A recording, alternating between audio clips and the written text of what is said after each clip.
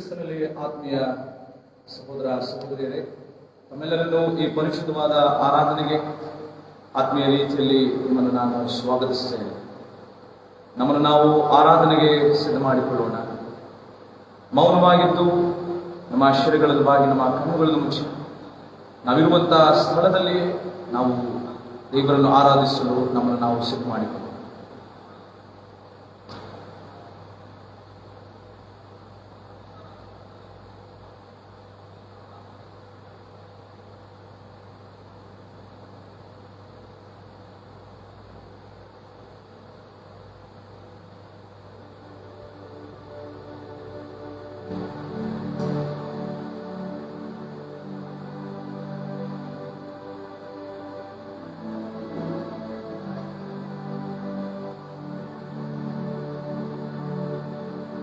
ದೇವರು ಪರಿಶುದ್ಧನು,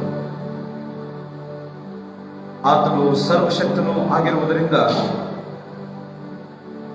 ಆತನ ಪರಿಶುದ್ಧತೆಗೆ ಅನುಸಾರವಾಗಿ ನಾವು ಸಹ ಪರಿಶುದ್ಧರಾಗಿರುವಂಥದ್ದು ಅಗತ್ಯವಾಗಿದೆ. ದೇವರು ನಮ್ಮಿಂದ ಅಪೇಕ್ಷಿಸುವಂತ ಪವಿತ್ರವಾದಂತಹ ಜೀವಿತ, ಶುದ್ಧತೆಯ ಜೀವಿತವನ್ನು ನಾವು ಜೀವಿಸತಕ್ಕದ್ದಾಗಿದೆ. ಈ ನಿಟ್ಟಿನಲ್ಲಿ ಈ ದಿನದ ಆರಾಧನೆ ದೇವರು ನಮಗೆ ಕೊಡಲ್ಪಡುವಂತಹ ಆಶೀರ್ವಾದವನ್ನು ಹೊಂದಿ ಆತನಿಗೆ ನಾವು ಪರಿಶುದ್ಧರಾಗಿ ದೋಷವಿಲ್ಲದವರಾಗಿ ಶುದ್ಧರು ನಿರ್ಮಲ ಮನಸ್ಸು ಉಳ್ಳವರು ಆಗಿದ್ದುಕೊಂಡು ಆತನ ಘನಕ್ಕಾಗಿ ಆತನ ಮಹಿಮೆಗಾಗಿ ನಾವು ಜೀವಿಸೋಣ. ನಮ್ಮ ಈ ಆರಾಧನೆಯ ಆರಂಭ ತಂದೆ, ಕುಮಾರ, ಪವಿತ್ರಾತ್ಮನಾದ ಏಕದೇವರ ನಾಮದಲ್ಲಿ ಆರಂಭವಾಗಲಿ. ಆಮೆನ್. ದೇವರ ಘನಕ್ಕಾಗಿ ಹಾಡುವ ಸಂಗೀತಗಳಲ್ಲಿ 9ನೆಯ ಸಂಗೀತವನ್ನು ಹಾಡೋಣ. ಸಂಗೀತಗಳಲ್ಲಿ 9ನೆಯ ಸಂಗೀತ ಶುದ್ಧ ಶುದ್ಧ ಶುದ್ಧ ಸರ್ವಶಕ್ತ ದೇವ, ಹರ್ಷದಿಂದ ಹಾಡಿ ಕೊಂಡಾಡಿಕೊಳ್ಳುವೆ. 9ನೆಯ ಸಂಗೀತವನ್ನು ದೇವರ ಘನಕ್ಕಾಗಿ ನಾವು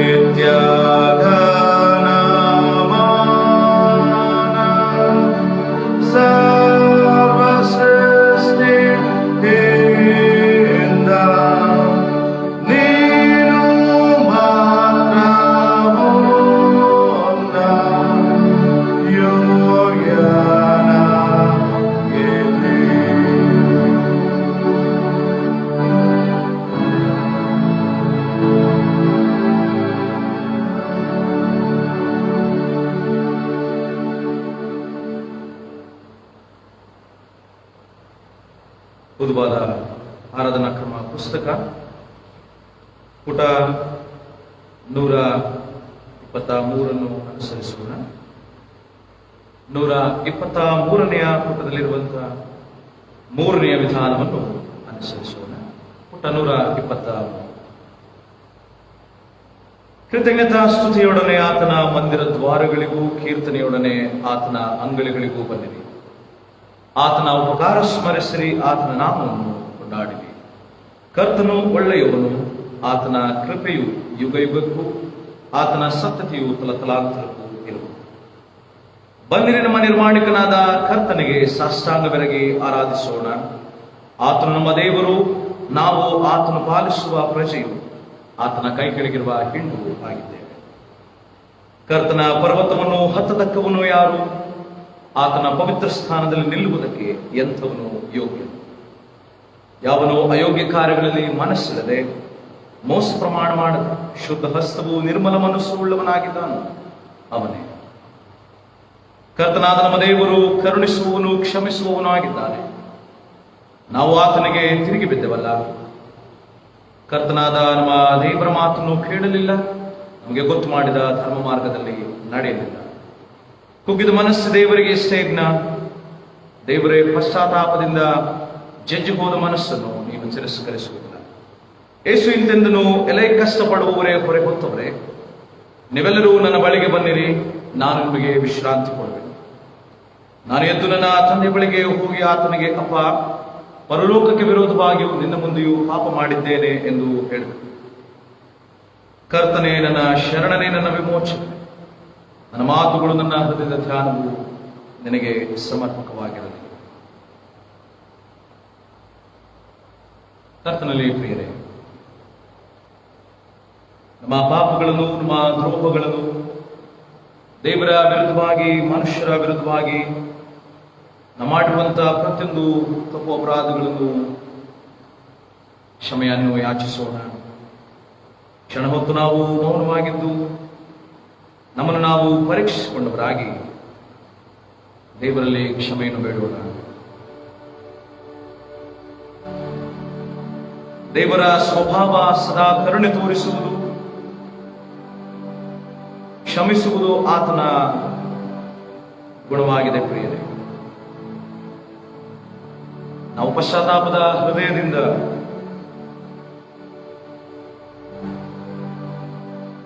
ನಮ್ಮ ಮನಸ್ಸನ್ನು ದೇವರ ಕಡೆಗೆ ತಿರುಗಿಸಿಕೊಳ್ಳೋಣ.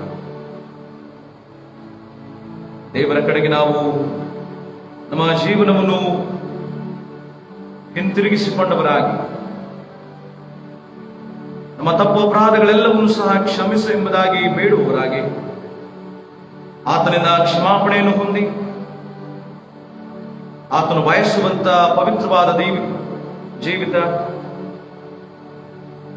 ಆತನು ನಮಗೆ ಅನುಗ್ರಹಿಸತಕ್ಕಂಥ ಕೃಪಾವರಗಳನ್ನು ಹೊಂದಿ ಶುದ್ಧರಾಗಿಯೂ ಆತನ ಚಿತ್ತಕ್ಕೆ ವಿಧೇಯರಾಗಿ ಆತನನ್ನೇ ಅನುಸರಿಸಿ ಯೇಸು ಕ್ರಿಸ್ತನನ್ನೇ ಹೊಂದಿಕೊಂಡು ನಮ್ಮ ಪಾಪ ಅಪರಾಧಗಳೆಲ್ಲವನ್ನೂ ಬಿಟ್ಟು ಬಿಡುವುದಕ್ಕೆ ನಾವು ಸಿದ್ಧರಾಗೋಣ. ನಮ್ಮ ನೆರೆಯವರ ವಿರುದ್ಧವಾಗಿ, ನಮ್ಮ ಸಹಮಾನವರಿಗೆ ನಾವು ಮಾಡಿದಂತ ಎಲ್ಲ ಕೇಡು ಅಪರಾಧಗಳು, ಮೋಸ, ವಂಚನೆ, ಅಸತ್ಯ, ಸೈತಾನನ ಪ್ರೇರೇಪಣೆಗೆ ಒಳಪಟ್ಟು ನಾವು ಮಾಡಿರುವಂತಹ ಪ್ರತಿಯೊಂದು ಕೆಟ್ಟ ಕೃತ್ಯಗಳನ್ನು ನಾವು ನೆನಪಿಗೆ ತಂದುಕೊಂಡು ದೇವರಲ್ಲಿ ಕ್ಷಮೆಯನ್ನು ಬೇಡೋಣ. ಕ್ಷಣ ಹೊತ್ತು ನಾವು ಮೌನವಾಗಿದ್ದು ನಮ್ಮ ತಪ್ಪು ಅಪರಾಧಗಳಿಗಾಗಿ ದೇವರಲ್ಲಿ ವಿನ್ನವಿಸಿ ಪಾಪ ಕ್ಷಮಾಪಣೆಯನ್ನು ಹೊಂದಿಕೊಳ್ಳೋಣ. ಮೌನವಾಗಿದ್ದು ಪಾಪ ಕೃತ್ಯಗಳನ್ನು ಅರಿಕೆ ಮಾಡಿ.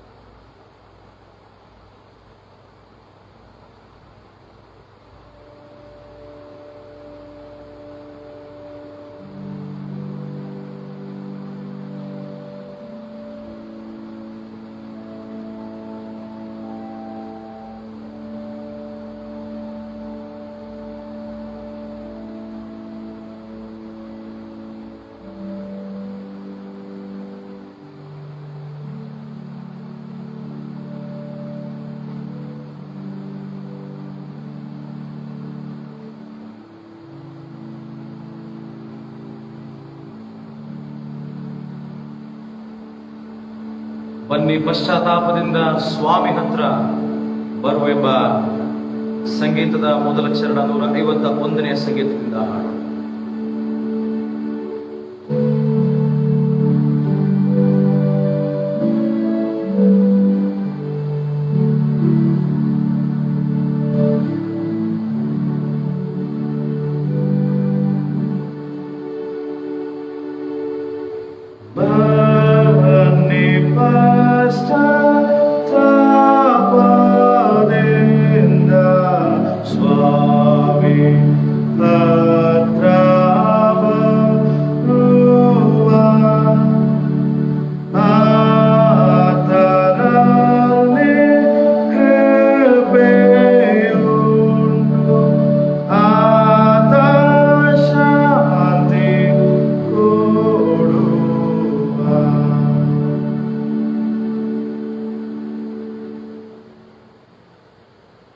ತಪ್ಪೋಪರಾಧಗಳನ್ನು ಅರಿಕೆ ಮಾಡುವ ಹಾಗೆ 126ನೇ ಪುಟದಲ್ಲಿರುವಂತಹ ಪಾಪದರಿಕೆ ಪ್ರಾರ್ಥನೆಯನ್ನು ಎಲ್ಲರೊಟ್ಟಾಗಿ ಮಾಡೋಣ.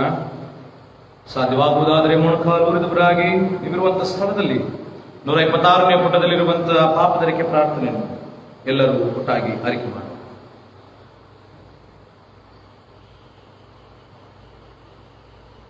ಪ್ರೀತಿ ಸ್ವರೂಪನಾದ ದೇವರೇ, ನನ್ನನ್ನು ಕರುಣಿಸು.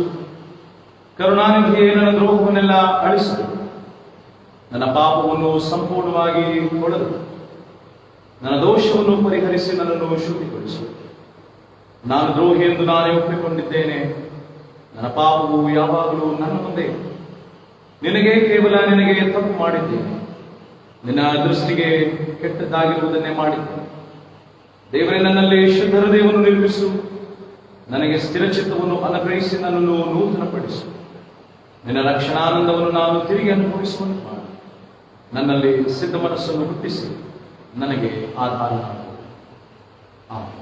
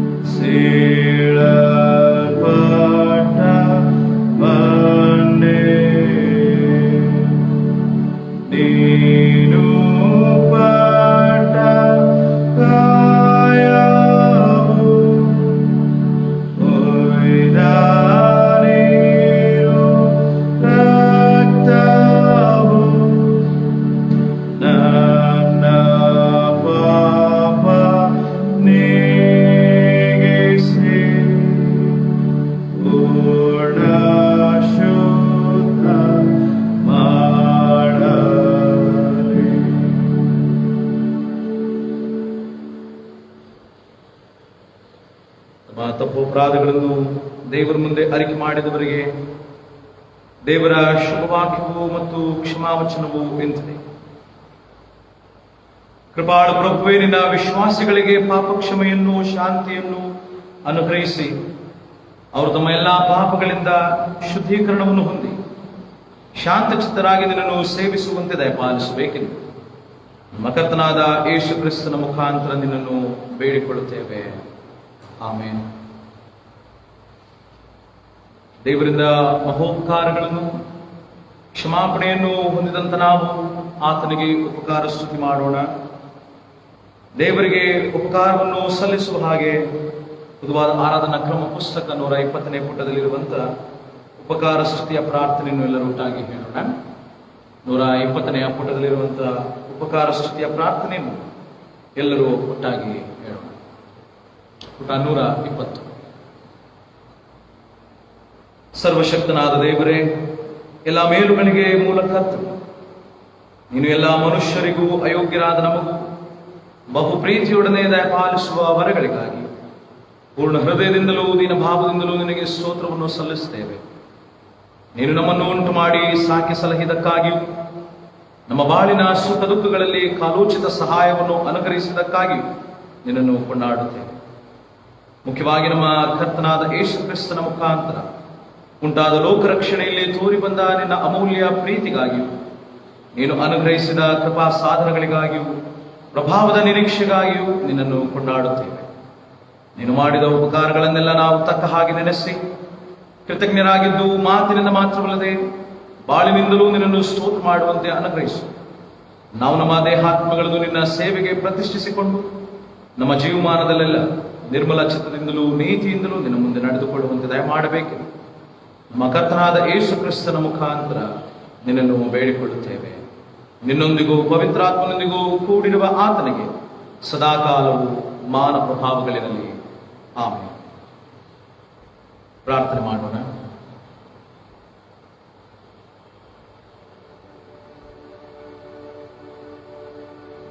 ಪ್ರೀತಿ ಸ್ವರೂಪನಾದ ನಮ್ಮ ದೇವರೇ, ನೀನು ಪರಿಶುದ್ಧನು, ಪರಿಶುದ್ಧ ನಿವಾಸದಲ್ಲಿ ವಾಸ ಮಾಡುವಂತ ದೇವರಾಗಿದ್ದೆ. ನಿನ್ನ ಪರಿಶುದ್ಧ ನಾಮಕ್ಕೆ ಯುಗ ಯುಗಾಂತರಗಳಲ್ಲಿಯೂ ಮಹಿಮೆಯೂ ಕೊಂಡಾಟವಾಗಲಿ. ಈ ಸಮಯದಲ್ಲಿ ನಿನ್ನ ಪರಿಶುದ್ಧ ನಾಮವನ್ನು ಘನಪಡಿಸಿ ಕೀರ್ತಿಸಿ ಕೊಂಡಾಡುವ ಹಾಗೆ ನಿನ್ನ ಸದ್ಭಕ್ತ ಜನರಾಗಿ, ನಿನ್ನ ಪ್ರಜೆಗಳಾಗಿ, ನಿನ್ನ ಮಕ್ಕಳಾಗಿ ನಿನ್ನನ್ನು ಆಶ್ರಯಿಸಿಕೊಳ್ಳುವುದಕ್ಕೂ ನಿನ್ನ ಆಶ್ರಯವನ್ನು ಪಡೆದು ನಿನ್ನ ಆಶೀರ್ವಾದಗಳಿಂದ ನಾವು ಜೀವಿಸುವುದಕ್ಕೂ ನಾವು ಈ ಆರಾಧನೆಯಲ್ಲಿ ಭಾಗಿಯಾಗಿದ್ದೇವೆ. ಈ ಆರಾಧನೆ ನಿನ್ನ ಪ್ರಸನ್ನತೆ, ನಿನ್ನ ಸಾನ್ನಿಧ್ಯದ ಅನುಭವ, ನಿನ್ನ ನಡೆಸುವಿಕೆ, ನಿನ್ನ ಪೋಷಣೆಯನ್ನು ನಮಗೆ ದಯಪಾಲಿಸು. ನಿನ್ನ ಆತ್ಮನಿಂದ ನಮ್ಮನ್ನು ಆವರಿಸು ಸ್ವಾಮಿ. ಈ ಮೂಲಕವಾಗಿ ನಿನ್ನ ಘನಕ್ಕಾಗಿ ನಾವು ಯಾವಾಗಲೂ ಜೀವಿಸುವ ಹಾಗೆ ನಮ್ಮ ಬಾಳಿನ ಪ್ರತಿನಿತ್ಯದ ಪ್ರತಿ ಕ್ಷಣದಲ್ಲಿ ನಿನ್ನನ್ನು ಬಿಟ್ಟು ಇನ್ಯಾರನ್ನು ನಾವು ಆಶ್ರಯಿಸಿಕೊಳ್ಳದೆ ನೀ ಬಯಸುವಂತ ನಿನ್ನ ಚಿತ್ತದ ಮೇರೆಗೆ, ನಿನ್ನ ಇಚ್ಛೆಯ ಮೇರೆಗೆ ಒಳ್ಳೆಯದನ್ನು ನಾವು ಅನುಸರಿಸಿ ಪರಿಶುದ್ಧವಾದಂತಹ ಜೀವಿತವನ್ನು ಯಾವಾಗಲೂ ನಿನ್ನ ನಾಮದ ಮಹಿಮೆಗಾಗಿ ಜೀವಿಸಲು ನಮಗೆ ಸಹಾಯಿಸು. ಕಳೆದ ವಾರದಲ್ಲಿ ನಮ್ಮನ್ನು ಸಾಕಿದ್ದಿ, ಪೋಷಿಸಿದ್ದಿ, ಸಲಹಿದ್ದಿ. ಬಂದೊದಗಬೇಕಾಗಿದ್ದಂಥ ಎಲ್ಲ ವಿಪತ್ತು, ಕೇಡು, ಹಾನಿ, ತೊಂದರೆ, ಸಮಸ್ಯೆಗಳಿಂದ ತಪ್ಪಿಸಿ ಕಾಯ್ದು ಕಾಪಾಡಿ ನಿನ್ನ ಕರಗಳಿಂದ ನಿನ್ನ ಸಹಾಯದ ಹಸ್ತವನ್ನು ಚಾಚಿ ನಮ್ಮೆಲ್ಲರನ್ನು ಆಶೀರ್ವದಿಸಿದ್ದಿ. ಅದ್ಭುತ ಮಹತ್ವಗಳ ಮೂಲಕವಾಗಿ ಮುನ್ನಡೆಸಿದ್ದಿ. ಎಲ್ಲ ಸೈತಾನನ ಶೋಧನೆಯಿಂದ ನಮಗೆ ಬಿಡುಗಡೆಯನ್ನು ಕೊಟ್ಟಿದ್ದಿಸುವ ನೀನು ಮಾಡಿದಂತ ಎಲ್ಲ ನಿನ್ನ ಅತ್ಯದ್ಭುತವಾದಂಥ ಕ್ರಿಯೆಗಳಿಗೋಸ್ಕರವಾಗಿ, ನೀನು ಅನುಗ್ರಹಿಸಿದಂಥ ಆಶೀರ್ವಾದಕ್ಕಾಗಿ, ಕೃಪಾವರದಾನಗಳಿಗಾಗಿ ನಿನಗೆ ಅನಂತ ಸ್ತೋತ್ರವನ್ನು ಸಲ್ಲಿಸುವವರಾಗಿದ್ದೇವೆ. ನಮ್ಮ ಪ್ರಾರ್ಥನೆಗಳನ್ನು ಕೇಳಿ ನಮ್ಮ ಪ್ರಾರ್ಥನೆಗಳಿಗೆ ನೀನು ಉತ್ತರಿಸಿ ದಿನಂಪ್ರತಿ ನಿನ್ನ ಆತ್ಮನ ಮೂಲಕವಾಗಿ ನಮ್ಮನ್ನು ಮುನ್ನಡೆಸುತ್ತಿರುವುದಕ್ಕಾಗಿಯೂ ನಿನಗೆ ಮನದಾಳದ ಉಪಕಾರಗಳು, ಕೃತಜ್ಞತೆಗಳನ್ನು ಸಲ್ಲಿಸುತ್ತೇವೆ ಸ್ವಾಮಿ. ನಾವು ನಡೆಯಬೇಕಾದಂಥ ರೀತಿ ನೀತಿಗಳನ್ನು ಕಲಿಸು. ಈ ಆರಾಧನೆ ಮುಖಾಂತರ ನೀನು ಘನವನ್ನು, ಮಾನವನ್ನು ಹೊಂದಿ ಯೇಸು ಕ್ರಿಸ್ತನ ಮೂಲಕವಾಗಿ ನಾವು ನಿನ್ನ ಆತ್ಮನ ಪ್ರೇರಣೆಯಿಂದ ನಿನಗೆ ಅಧೀನರಾಗಿ ಪವಿತ್ರಾತ್ಮನ ಪ್ರೇರಣೆಯಲ್ಲಿಯೇ ನಾವು ಸದಾಕಾಲ ನಿರತರಾಗಿ ನಿನಗೆ ಸ್ತುತಿಯು, ಮಹಿಮೆಯು ಸದಾಕಾಲವು ನಮ್ಮ ಜೀವನದ ಮೂಲಕವಾಗಿ, ನಮ್ಮ ಬಾಳ್ವೆಯ ಮೂಲಕವಾಗಿ ನಿನಗೆ ಕೊಡತಕ್ಕಂಥವರು, ಬಾಳ್ವೆ ನಡೆಸುವವರು ನಾವಾಗಿರುವುದಕ್ಕೆ ನಮಗೆ ಸಹಾಯಿಸು.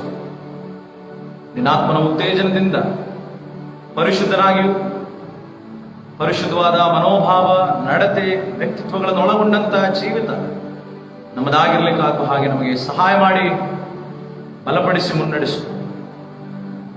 ಘನವು, ಮಾನವ ಮಹಿಮೆಯು ನಿನಗೊಬ್ಬನಿಗೆ ಸಲ್ಲಿಸ ಯೇಸು ಕ್ರಿಸ್ತನ ಪರಿಶುದ್ಧ ನಾಮದಲ್ಲಿ ಈ ಪ್ರಾರ್ಥನೆಯನ್ನು ಬೇಡುತ್ತೇವೆ. ಆಮೆನ್.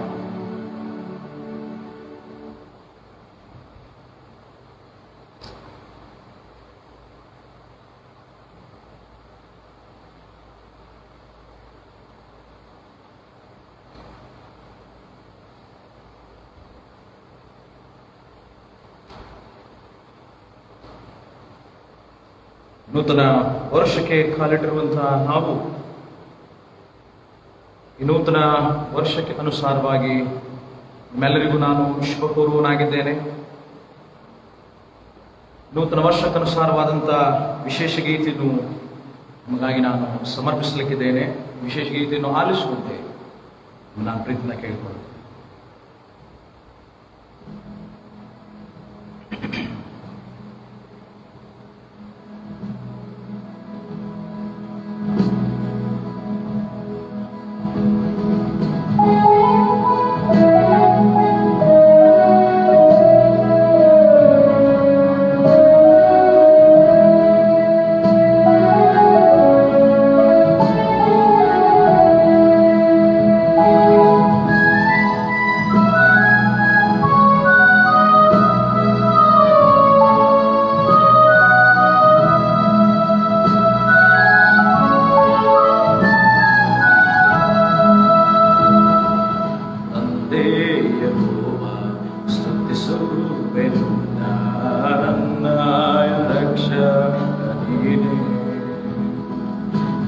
ತಂದೆ ಯೆಹೋವ ಸ್ತುತಿಸುವೆ ನಿನ್ನ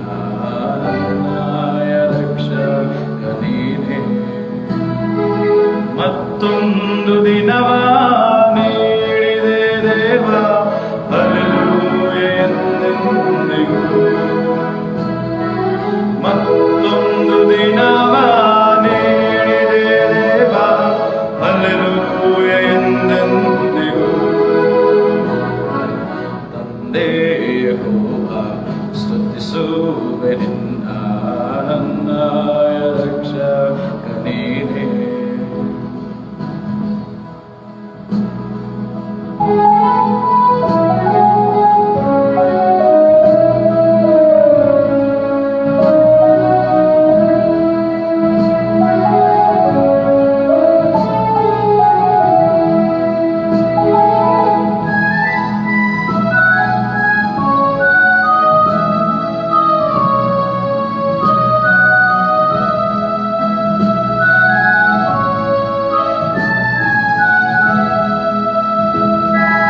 ನೀಡಿದೆ ನಮಗೆ ಹೊಸ ವರುಷವನ್ನೇ ನಿನ್ನೆತಿಗಳಿಂದಲೇ.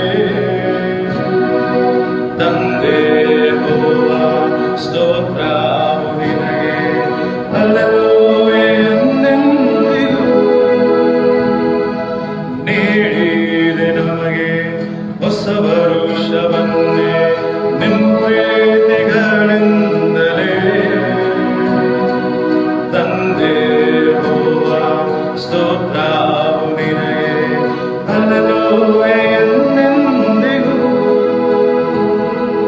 ತಂದೆ ಯೆಹೋವ ಸ್ತುತಿಸುವೆ ನಿನ್ನ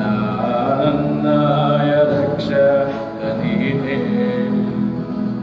ಮತ್ತೊಂದು ದಿನವ ನೀಡಿದೆ ದೇವ, ಹಲ್ಲೆಲೂಯಾ ಎಂದೆಂದಿಗೂ.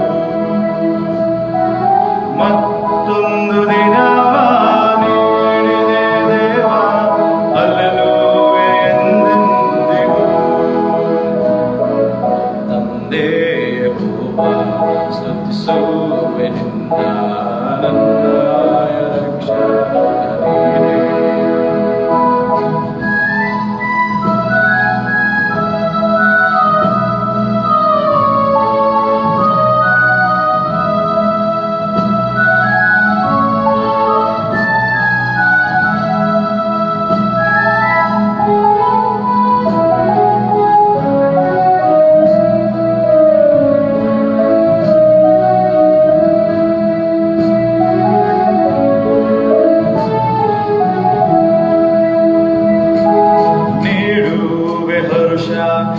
ನಿನ್ನಾತ್ಮನಲ್ಲೇ ನಿನ್ಕೃಪೆಗಳಿಂದಲೇ ಆನಂದದಿಂದ ಕೊಂಡಾಡುವೆನು ನಿನ್ನ ನಾಮ ಎಂದೆಂದಿಗೂ. ನೀಡುವೆ ಹರ್ಷ ನಿನ್ನಾತ್ಮನಲ್ಲೇ ನಿನ್ಕೃಪೆಗಳಿಂದಲೇ ಆನಂದದಿಂದ ಕೊಂಡಾಡುವೆನು ನಿನ್ನ ನಾಮ ಎಂದೆಂದಿಗೂ. ತಂದೆ ಯೆಹೋವ ಸ್ತುತಿಸುವೆ ನಿನ್ನ ರಕ್ಷಕ ನೀನೇ. ಮತ್ತೊಂದು ದಿನವ ನೀಡಿದೆ ದೇವ, ಹಲ್ಲೆಲೂಯಾ ಎಂದೆಂದಿಗೂ. ಮತ್ತೊಂದು ದಿನವ ನೀಡಿದೆ ದೇವ, ಹಲ್ಲೆಲೂಯಾ ಎಂದೆಂದಿಗೂ. ತಂದೆ ಸ್ತುತಿಸುವೆ ನಿನ್ನ ರಕ್ಷಕ ನೀನೇ.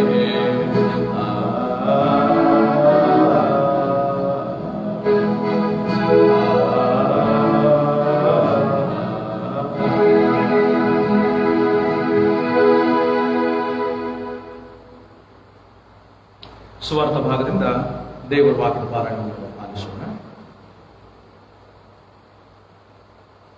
ಇದಕ್ಕೆ ನೇಮಕವಾದ ಸುವಾರ್ಥ ಭಾಗವು ಯೋಹಾನನ ಸುವಾರ್ತೆ 17ನೇ ಅಧ್ಯಾಯ 13ನೇ ವಚನದಿಂದ 17ನೇ ವಚನದವರೆಗೆ. ಯೋಹಾನನ ಸುವಾರ್ತೆ 17ನೇ ಅಧ್ಯಾಯ ವಚನಗಳು 13ರಿಂದ 17ರವರೆಗೆ. ದೇವರ ವಾಕ್ಯವನ್ನು ಪಾಲಿಸೋಣ. ಆದರೆ ಈಗ ನಿನ್ನ ಬಳಿಗೆ ಬರುವವನಾಗಿದ್ದೇನೆ, ಆದುದರಿಂದ ಇವರಲ್ಲಿ ನನ್ನ ಆನಂದವು ಪರಿಪೂರ್ಣವಾಗಿರುವಂತೆ ಲೋಕದಲ್ಲಿದ್ದು ಈ ಮಾತುಗಳನ್ನು ಆಡುತ್ತೇನೆ.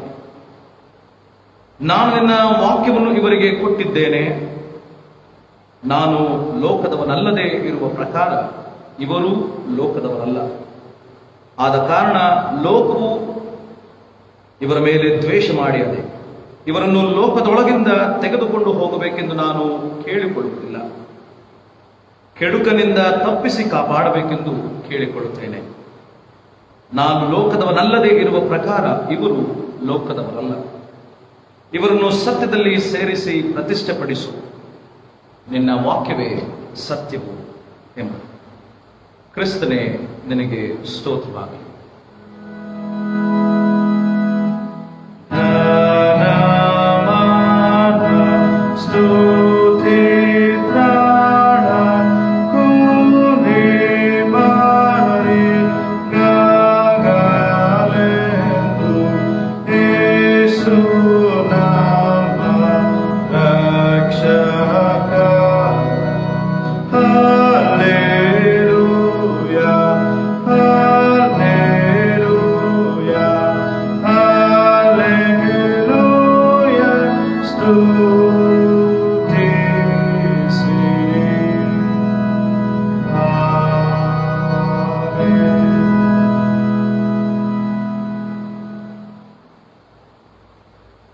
ದೇವರ ವಾಕ್ಯದ ಸಂದೇಶಕ್ಕೆ ನಮ್ಮನ್ನು ನಾವು ಸಿದ್ಧ ಮಾಡಿಕೊಳ್ಳುವ ಹಾಗೆ ಸ್ತುತಿಗೀತೆಗಳಲ್ಲಿ ಪವಿತ್ರ ಆತ್ಮಬಾ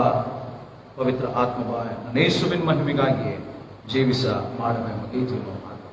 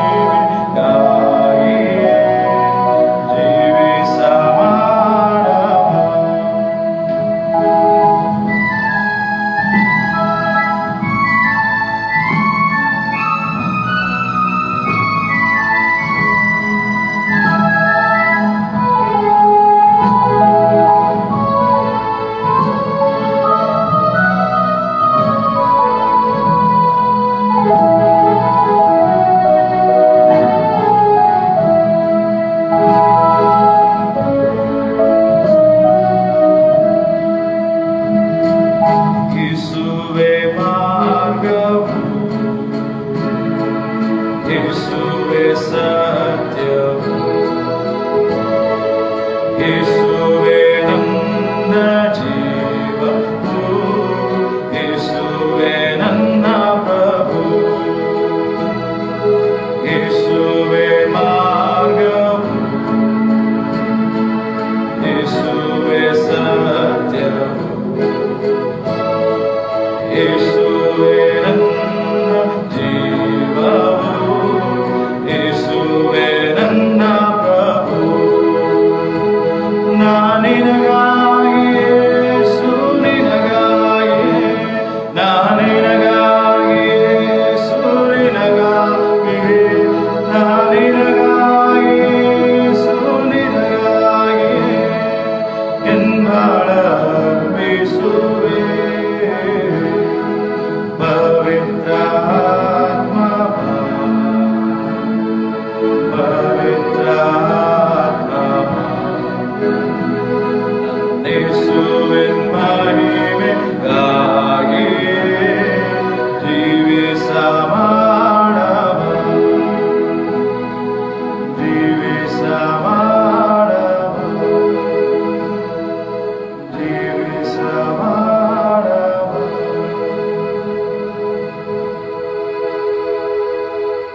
ಪ್ರಾರ್ಥನೆ ಮಾಡೋಣ.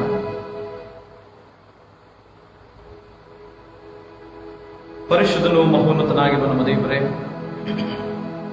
ನಿನ್ನ ಪರಿಶುದ್ಧ ವಾಕ್ಯವನ್ನು ಕೇಳುವುದಕ್ಕೆ ನಾವು ಸಿದ್ಧರಾಗಿದ್ದೇವೆ. ಬಾ ಸ್ವಾಮಿ, ನಮ್ಮೊಡನೆ ಮಾತನಾಡು. ನಮ್ಮ ಮಕ್ಕಳಿಗೆ ನೀನು ನಿನ್ನ ಆತ್ಮನ ಮೂಲಕವಾಗಿ ಹೇಳಿರು. ನಮಗೆ ಅಗತ್ಯವಿರುವಂತಹ ನಿನ್ನ ವಾಕ್ಯದ ಗೂಢಾರ್ಥಗಳನ್ನು, ನಿನ್ನ ವಾಕ್ಯಾಮೃತವನ್ನು ನಮಗೆ ಅನುಗ್ರಹಿಸಿಕೊಡು. ನಾವು ನಡೆಯಬೇಕಾದಂತಹ ರೀತಿ ನೀತಿಗಳನ್ನು ನಮಗೆ ಕಲಿಸಿಕೊಟ್ಟು, ನಿನ್ನ ವಾಕ್ಯವೇ ನಮ್ಮ ಭವಿಷ್ಯದ ಜೀವಿತದ ಆಧಾರವೂ ಆಶ್ರಯವಾಗಿದ್ದು, ಸತ್ಯವಾಗಿರುವ ನಿನ್ನ ವಾಕ್ಯದಲ್ಲಿ ನಾವು ನೆಲೆಗೊಂಡಿದ್ದು ನಮ್ಮನ್ನು ನಾವು ಮೋಸಪಡಿಸಿಕೊಳ್ಳ, ನಿನಗೂ ಸಹ ನಾವು ದ್ರೋಹಿಗಳಾಗಿ, ಅಪರಾಧಿಗಳಾಗಿ, ಪಾಪಕೃತ್ಯಗಳುಳ್ಳವರಾಗಿ ಜೀವಿಸಿದ ಹಾಗೆ ನಮ್ಮನ್ನು ತೊಳೆದು, ನಮ್ಮನ್ನು ಶುದ್ಧಿ ಮಾಡಿ, ನಮ್ಮನ್ನು ಪರಿಶುದ್ಧರನ್ನಾಗಿಸಿ, ನಿನ್ನ ಘನಕ್ಕಾಗಿ ನಾವು ಜೀವಿಸುವುದಕ್ಕೆ ನಮಗೆ ಸಹಾಯ ಮಾಡಿ, ಹರಸಿ ಬಲಪಡಿಸಿ ನಡೆಸು ಎಂಬುದಾಗಿ ಯೇಸು ಕ್ರಿಸ್ತನ ನಾಮದಲ್ಲಿ ಈ ಪ್ರಾರ್ಥನೆಯನ್ನು ಬೇಡುತ್ತೇವೆ. ಆಮೆನ್.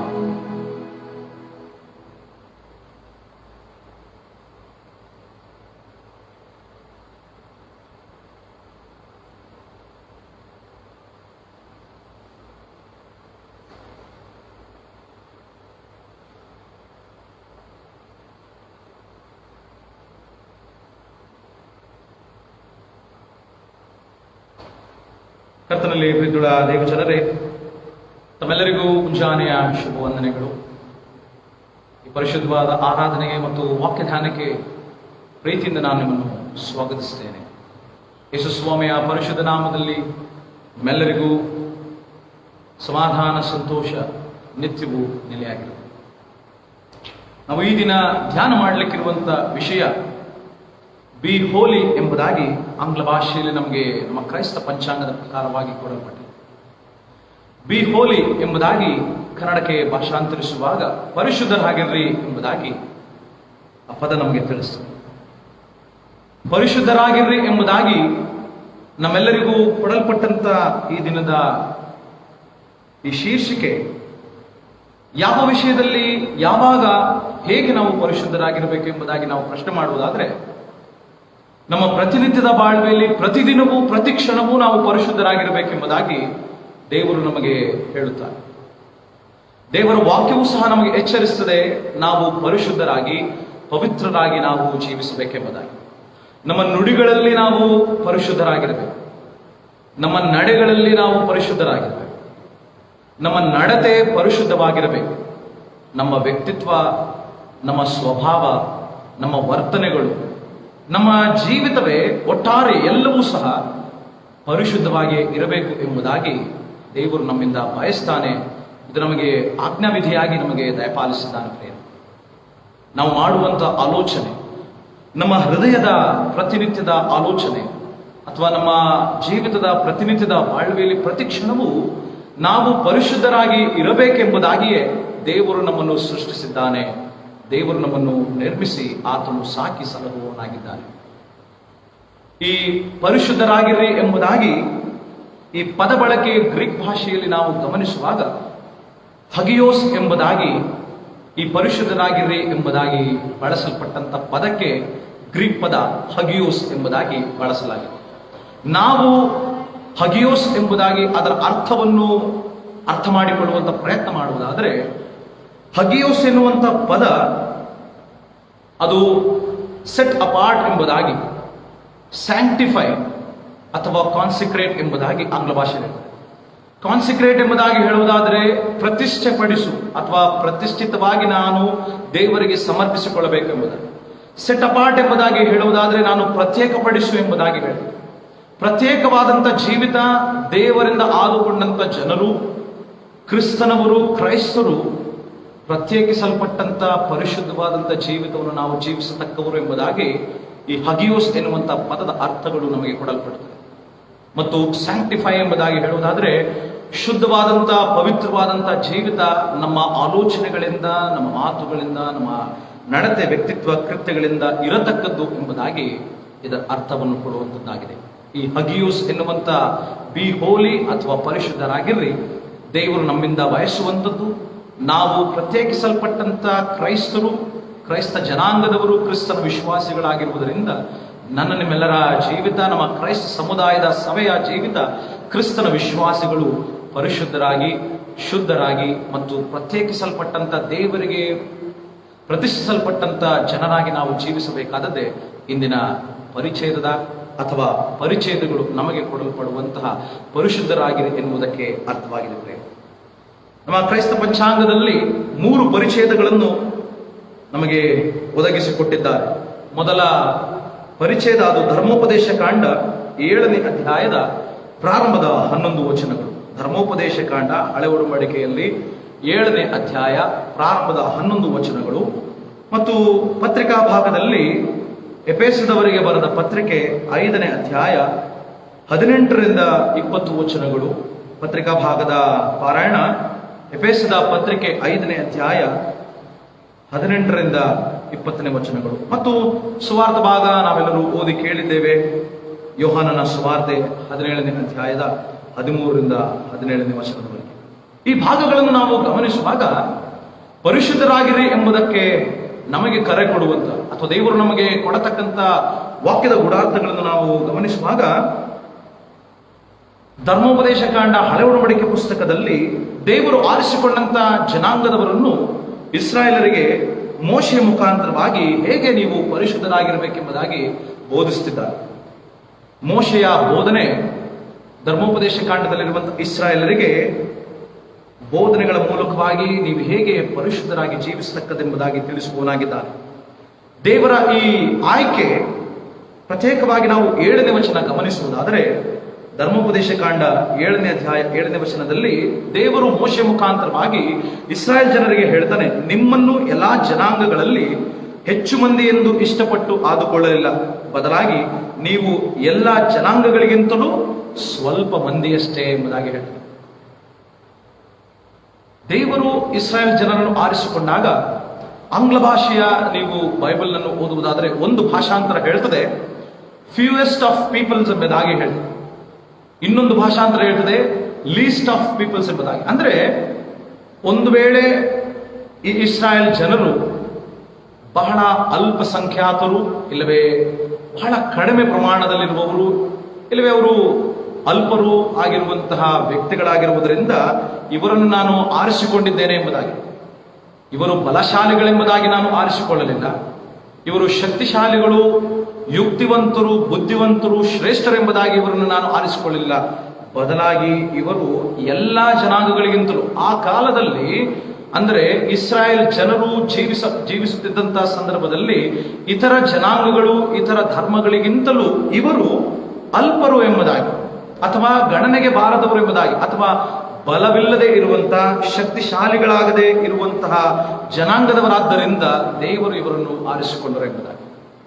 ಇವರನ್ನು ಆರಿಸಿಕೊಂಡು ದೇವರು ಎಲ್ಲಿಗೆ ಕರ್ಕೊಂಡು ಹೋಗುತ್ತಿದ್ದಾನೆ ಎಂಬುದಾಗಿ ನಾವು ಗಮನಿಸುವುದಾದರೆ, ದೇವರು ವಾಗ್ದಾನ ಮಾಡಿದಂತಹ ದೇಶಕ್ಕೆ, ಅಬ್ರಹಾಮನಿಗೆ ವಾಗ್ದಾನ ಮಾಡಿದಂತಹ ದೇಶಕ್ಕೆ ಅವರನ್ನು ನಡೆಸಿಕೊಂಡು ಹೋಗುತ್ತಾ ಇದ್ದಾನೆ. ಆ ದೇಶ ಕಾನಾನ್ ದೇಶ, ಹಾಲು ಜೇನು ಹರಿಯುವ ದೇಶ.